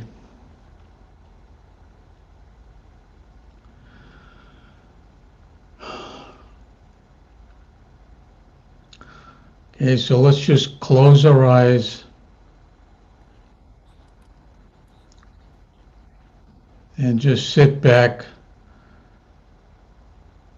sink into where you're sitting or you're laying.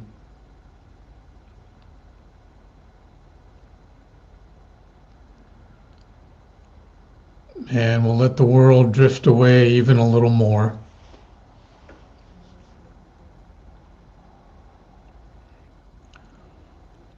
And start to breathe into your belly gently and fully.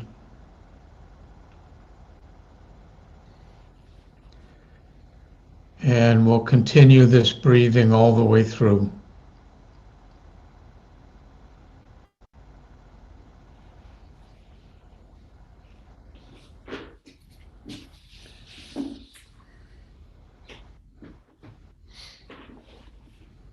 And now bring your awareness to your heart and your heart space.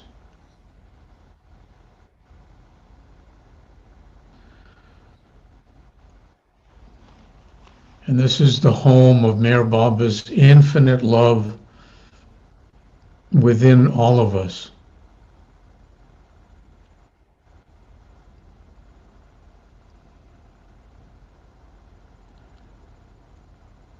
There's an endless supply of this love there. We just have to quiet down and listen for it.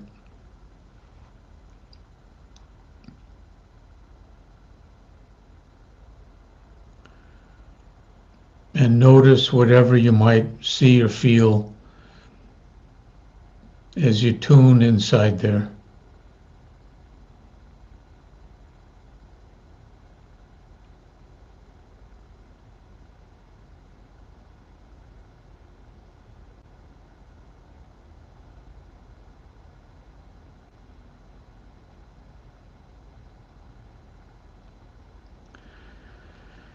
And keep breathing in gently as you settle into your heart and the infinite love.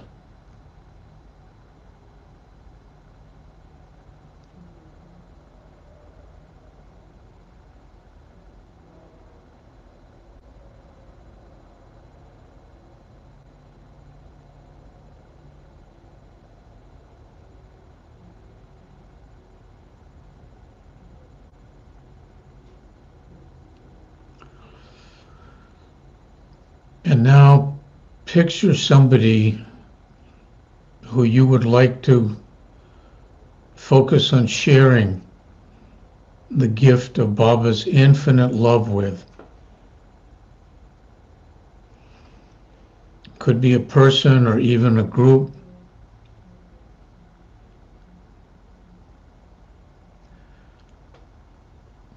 And just see who comes up. Let your heart guide you for whoever you see to share the love with.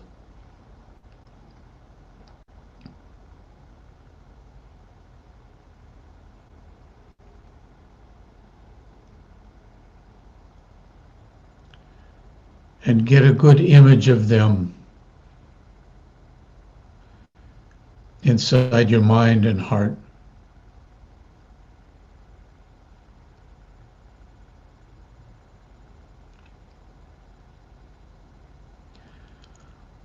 And notice whatever you might see or feel as you behold them before you.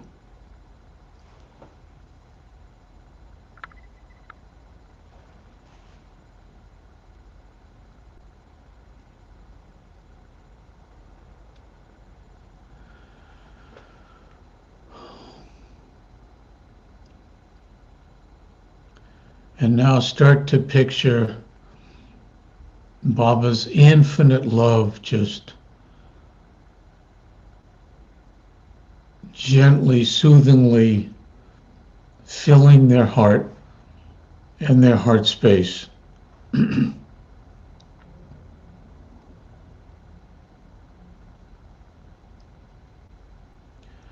And I see this warm, liquid, golden light of love just continually flowing in to their heart.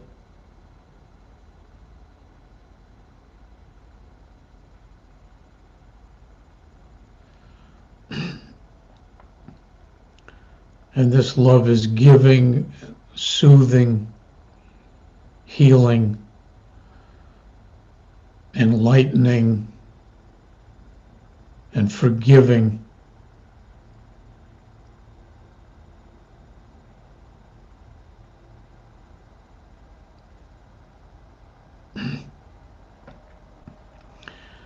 And it's filling every bit of their heart and their heart space.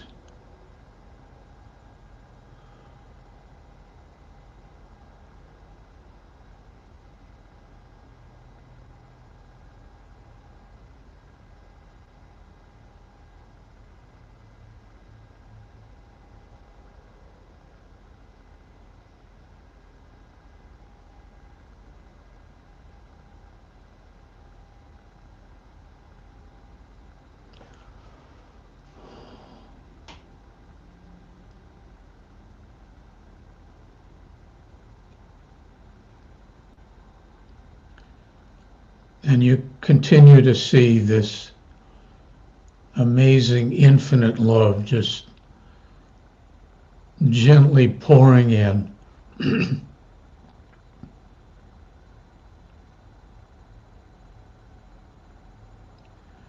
And now see it overflowing from their heart and flowing through their heart gently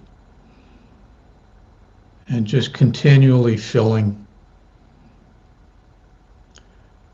And now see it filling their entire being, every little corner.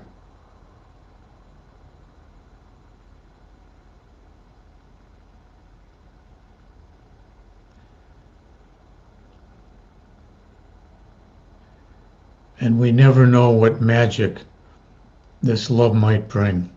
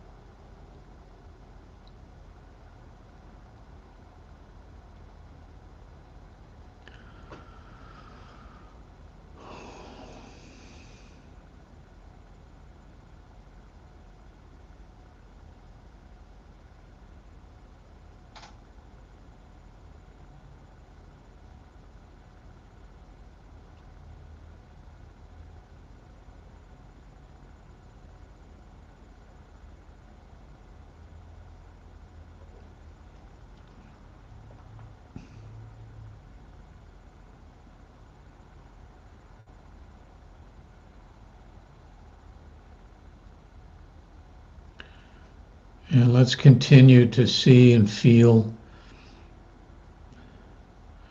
this infinite love filling their heart and their whole being for another moment.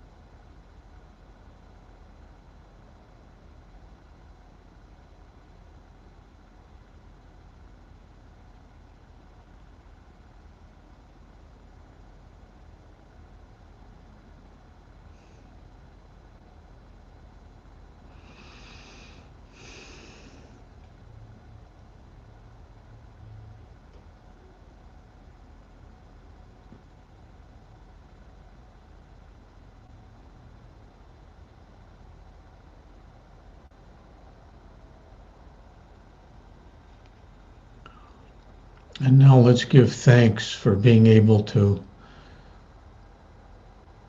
focus on sharing this incredible, infinite love. And know that you can return here again and again. There's no end to this love.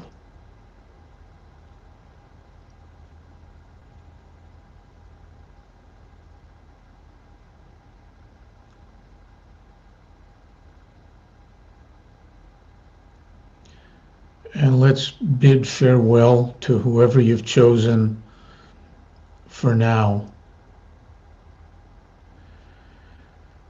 And gently bring your awareness back to your own heart and heart space.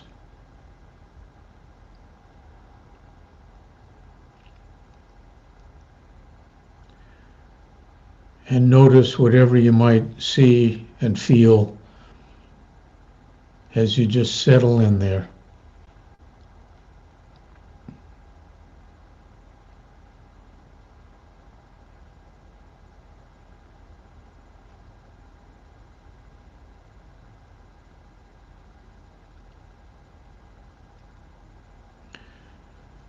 And now start to see and feel Meher Baba's infinite love flowing into your own heart and filling it, every bit, every little space.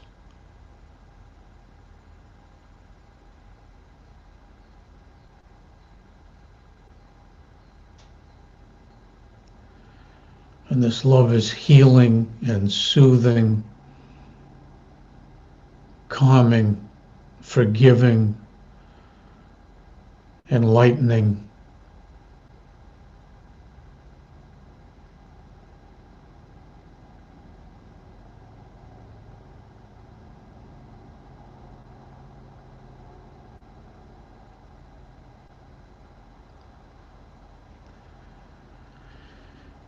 And it's filling you without end.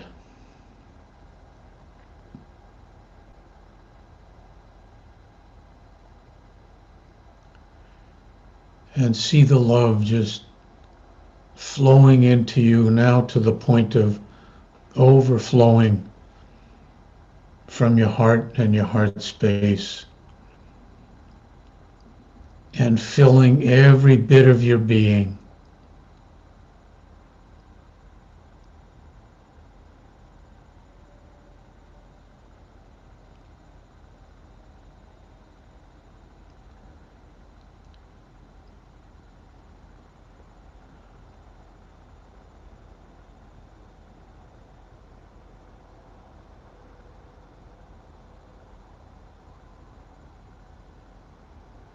And flowing through your heart in a beautiful light of love.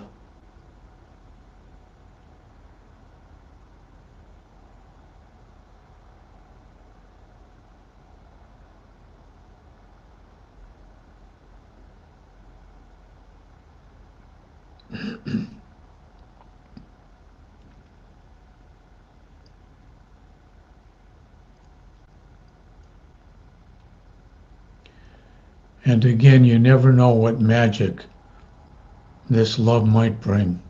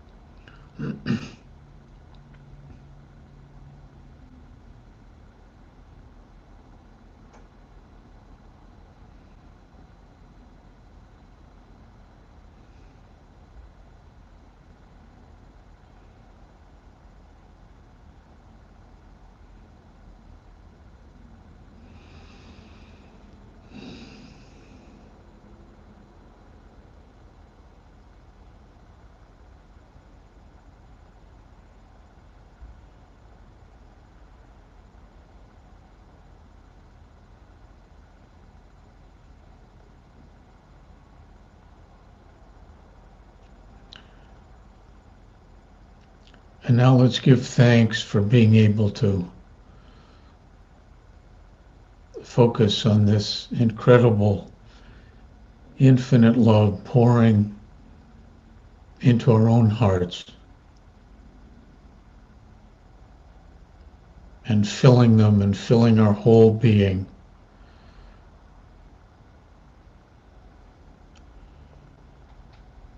And know that we can return here again and again.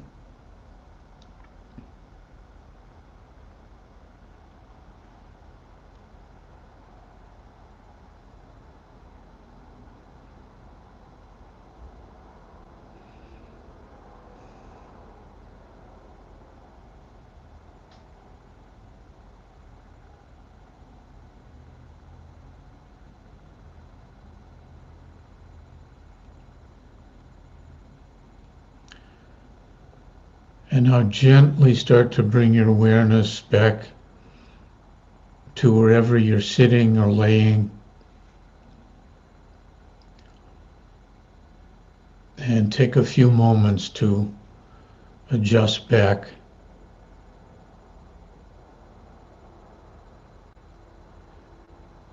And when you're ready, open your eyes.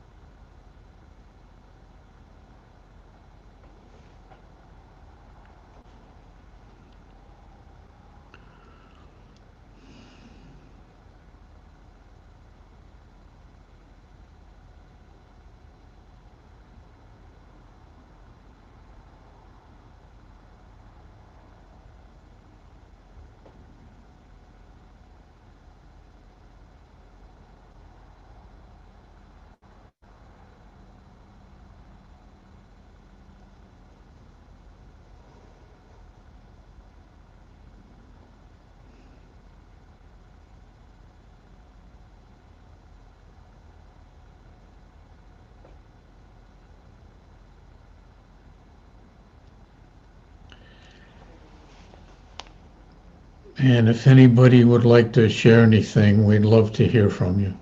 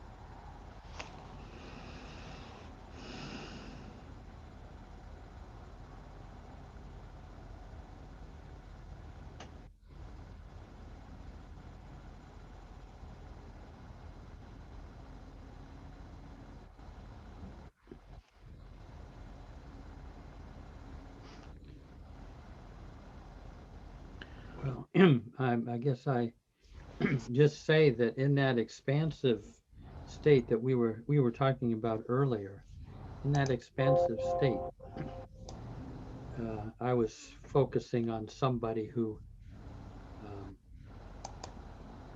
was going through a hard time, and but it was in that expansiveness, it was valuable to focus on that person. A little more, my sense of it was this person's just much more closed down than I had thought. But anyway, that was, I worked on that the whole time.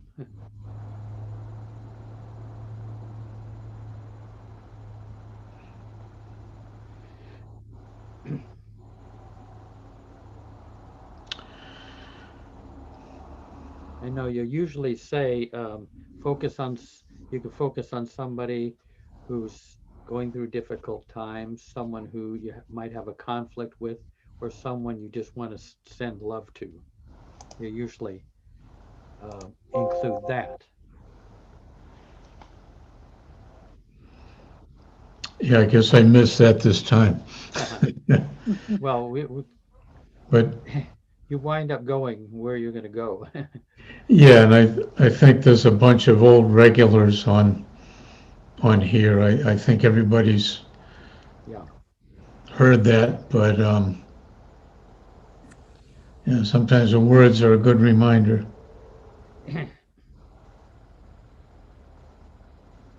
Looks like Terry's getting ready to say something. Oh, okay. Well, No, you know, Jeff, yeah. Jeff, I just wanted to comment what you said, that I've found that in this kind of expansive, you know, still state with Baba, that there can be more knowledge available in a subtle kind of way. And I think that's what you're talking about for you with this person. You recognize they're more closed down than you had thought. Yeah. Right. And, you know, the less of us is in the way, the more the openness to receive what really is, you know, and perceive also. Yeah. And it awakens more compassion or empathy Yeah. for the person. Yeah. Yeah, definitely. So I was thinking of a person that I'm having a difficulty connecting with right now. I don't know whether it's technology or something else, but anyway, but it bothers me. And so I was thinking of sending the love to this person. And I got a feeling of this person being very frustrated right now. I don't know whether that's true or not, but it could be. And kind of internal pressure. And then when I brought it back to myself, because you did say that. We miss the pool, though. I always miss the pool when we don't do the pool. When we dive into the pool, I think I needed to do that. I should have done it on my own. But in any case, I wanted to feel something. And like I said, I'm not that great at meditation. At least it's not what I normally do. This is something different. It's not that natural for me. I want to be up moving around. But I did, because I wanted to do that, I stretched my arms out like I was like this. And it is interesting. I started getting tingling feelings in my hands, and then I was wanting to hold Baba's hand the way, who said they felt Baba's hand? Ruth. Yeah. I wanted to do the same thing and or get a picture in my mind's eye. And the closest I could get was Bao's son. I was very close to Baoji. And, but I did feel that. And I was trying to find out, was that real? But it really was real. And it was just in my hands. And then I used my hands to touch different places where I felt I was holding tension. And I just felt my heart not being expansive, but more this awful feeling that I know I need to let go of my worst self. I mean, my feeling stingy and like a Grinch at Christmas. And, more shut down than I would like to be, which I don't think of myself as a shut down person. So I think I did feel peace at the end, though, after Alan said peacefulness. Then it came to me after everybody opened their eyes. So then I closed mine to just try to feel that. So it was kind of an odd thing that happened, but oftentimes I'll go through this and then something will happen later. So I'll just be observant and expectant.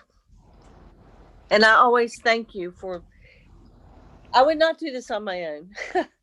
So I thank you for leading us in these. And I'm sorry I said I didn't know about heart expansion. I guess that was not really the truth, because I come to these.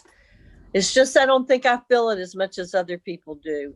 Some people seem to just really feel all this stuff, and I'm thinking, where, how, what does that feel like?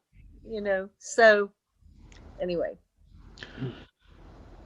Well, thanks, Elizabeth, but it's all individual, there's really no comparison, and you've experienced some things happening after the fact, haven't you? Right? You talked about yes. Your family and like 2 weeks after. Yes. Yeah, and I'd say keep it up. If you can, try to keep it up on your own. Because the more you do it, the more can happen with others and inside yourself. Hey, I have a picture of the interior at Darwin's, one of Darwin's meetings, but I don't know anything about sharing a photograph. But I'm going to try to share a screen and just see if it comes up. Now, hey, there it is, but now how do I make that bigger? It's that picture there. That's the inside. Yeah. Oh, wow. Yeah, we can see it. Can you see it okay? Yeah. Uh-oh, just a second. Uh-oh. Huh. That's nice. Can you, Who's who, though? Okay, just a second here. Wait, let me get it. Can you see that Maybe. okay there? There we go. Yeah. I see Jean. Okay, the right on the sofa is Jean Shaw. That's Hugh there with the prison outfit. There is that's Hugh Flick with the beard. This guy Rick Dryden. You may not know him. And in the foreground here is Bill Cliff. Yeah. And Oh, I just recognize him. behind him is a head, and that's Darwin Shaw. You're seeing just a little bit now. The others,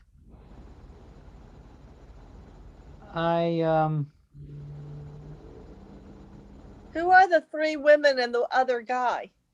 yeah, I can't quite tell. Anyway, yeah. Anyway, it was a very Jeff- small room. Jeff, These- is that Stephen Chev in the foreground? Oh, you mean bottom left? Yeah. That could possibly be Steve Chev with hair. I mean, he lost all of, kind of lost his hair, but that could be Steve Chev. Yeah, I think so. Maybe. Yeah. But That's an the old rest of picture. them, I I can't- actually recognize Darwin Shaw's head. Yeah.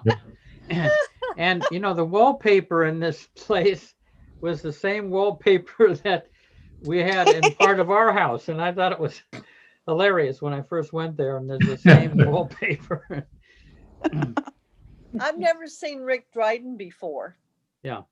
So this was really the room was probably just 15 feet across and 10 feet wide, and then but at the same time you could put some chairs in the wide open what can I say, entranceway between one room and another. But So yeah. this is where you had the meetings, the Baba meetings? Yep. Were you taking the picture? No, I mean, I think Bill Cliff sent it. It came. Oh. Yeah. So Yeah, I remember sitting on the floor in that living room yeah. and it being about 100 degrees. Yeah.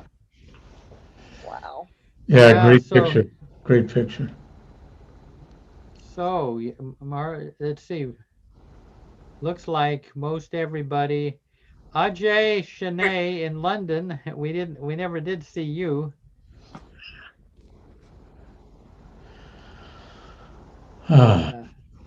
Anyway, I think if there aren't any more comments, at some point I'm going to go and eat some dinner myself. I just have one quick comment. Yeah, go ahead, Rita.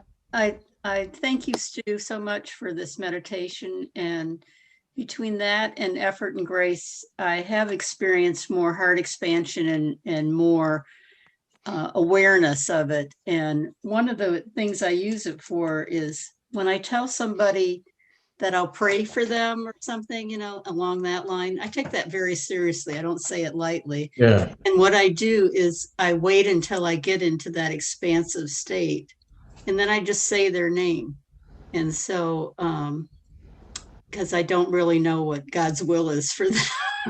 Yeah. But I feel like if I'm in that expansive state and I'm taking their name along with Baba's, that's praying for them.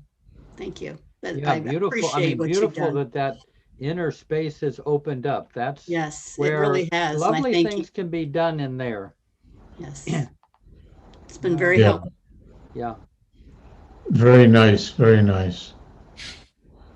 Eventually, you'll be able to see from there. Yes. Stuart, I just Yeah. wanted, oh, you want to go, Elizabeth? Go ahead. Oh, I just wanted to say good night to everybody. Yeah. So, See you, Elizabeth. Jeff, are you going to be back later? Yeah, I'll be back later. Yeah. AJ, or good to see you. Good night. Okay. Thank Thanks, you. Elizabeth. Really appreciate it Janet, always. yeah. Thank you so much, Catherine, everybody. Angela, Thank you, Farah, Janet. everybody. Che Baba. Baba, thank you. Big Bravo. Yeah. So, Thank you. Peter, what, you were asking something? No, maybe it wasn't necessarily asking, just wanted to weigh in since you do the meditation, and it's always been, I didn't realize it, one of my favorite subjects. It's why I usually at least want to be a participant. Before you started your meditation, there was lag time. I wanted to race and get my Christmas coffee first. And I was debating whether to get a cookie, but I said, no eating cookies before meditation. Not a good idea, because, my landlord has to work from home, and I picked him because we have a conflict. The thing is, my mind, the monkey mind, gets activated sometimes. And I was just going through scenarios in my mind of what could or could not happen. So it was a little bit bouncy today. But yeah, I also wanted to echo sometimes that my mind is very orthodox, and I'm very strict to what somebody is saying. So if somebody gives a direction, I think, let me go and stick to the directions, depending on how important it is, because this, I give myself a little bit more flexibility. And sometimes I just go on my own and do my own thing, depending. So, but here I usually stick to what you say if it's somebody that I have an issue with, but sometimes I'll also flex it around in case there's another meditation where it's sending love to somebody that we want to be with, or like Miss X, Mr. Y, whoever it is. So yeah, sometimes I do tend to go with whatever the directions dictate. But again, thanks for putting it on. I was thinking about you when I sent the message, because there was a question put out about transformation and about veils being lifted and like deliberately going through steps. I thought about you right away. That's why I sent you the message. But you probably wouldn't have known that yet. Pass. Yeah, thanks, Peter. Thank you. Well, I came on quite late. I was actually doing a private guided meditation. Yeah, good. Yeah. Well, thank you, Stu, for showing up. I mean, it's just, it's. I think many get an expansion in the heart, and that's a whole new development for some people, and it just gives them a lot more flexibility as far as how they want to live their life. If you can pick up things at an interior level and head some of them off and open up to some things, you can change your outer life. It's a wonderful world in there. Yeah. Yeah. Well, thank you. I'm going to eat. Okay. See you guys. Thank you all. Rosalie, Meph, we like to see Meph sometime. Ajay, Billy Byers, yeah. Stu and Peter. See you guys. Okay, thanks, Jeff. Jeff, thanks again, Angela. Yeah. Putting it on, and especially important doing the meditation now, I think, during the holidays.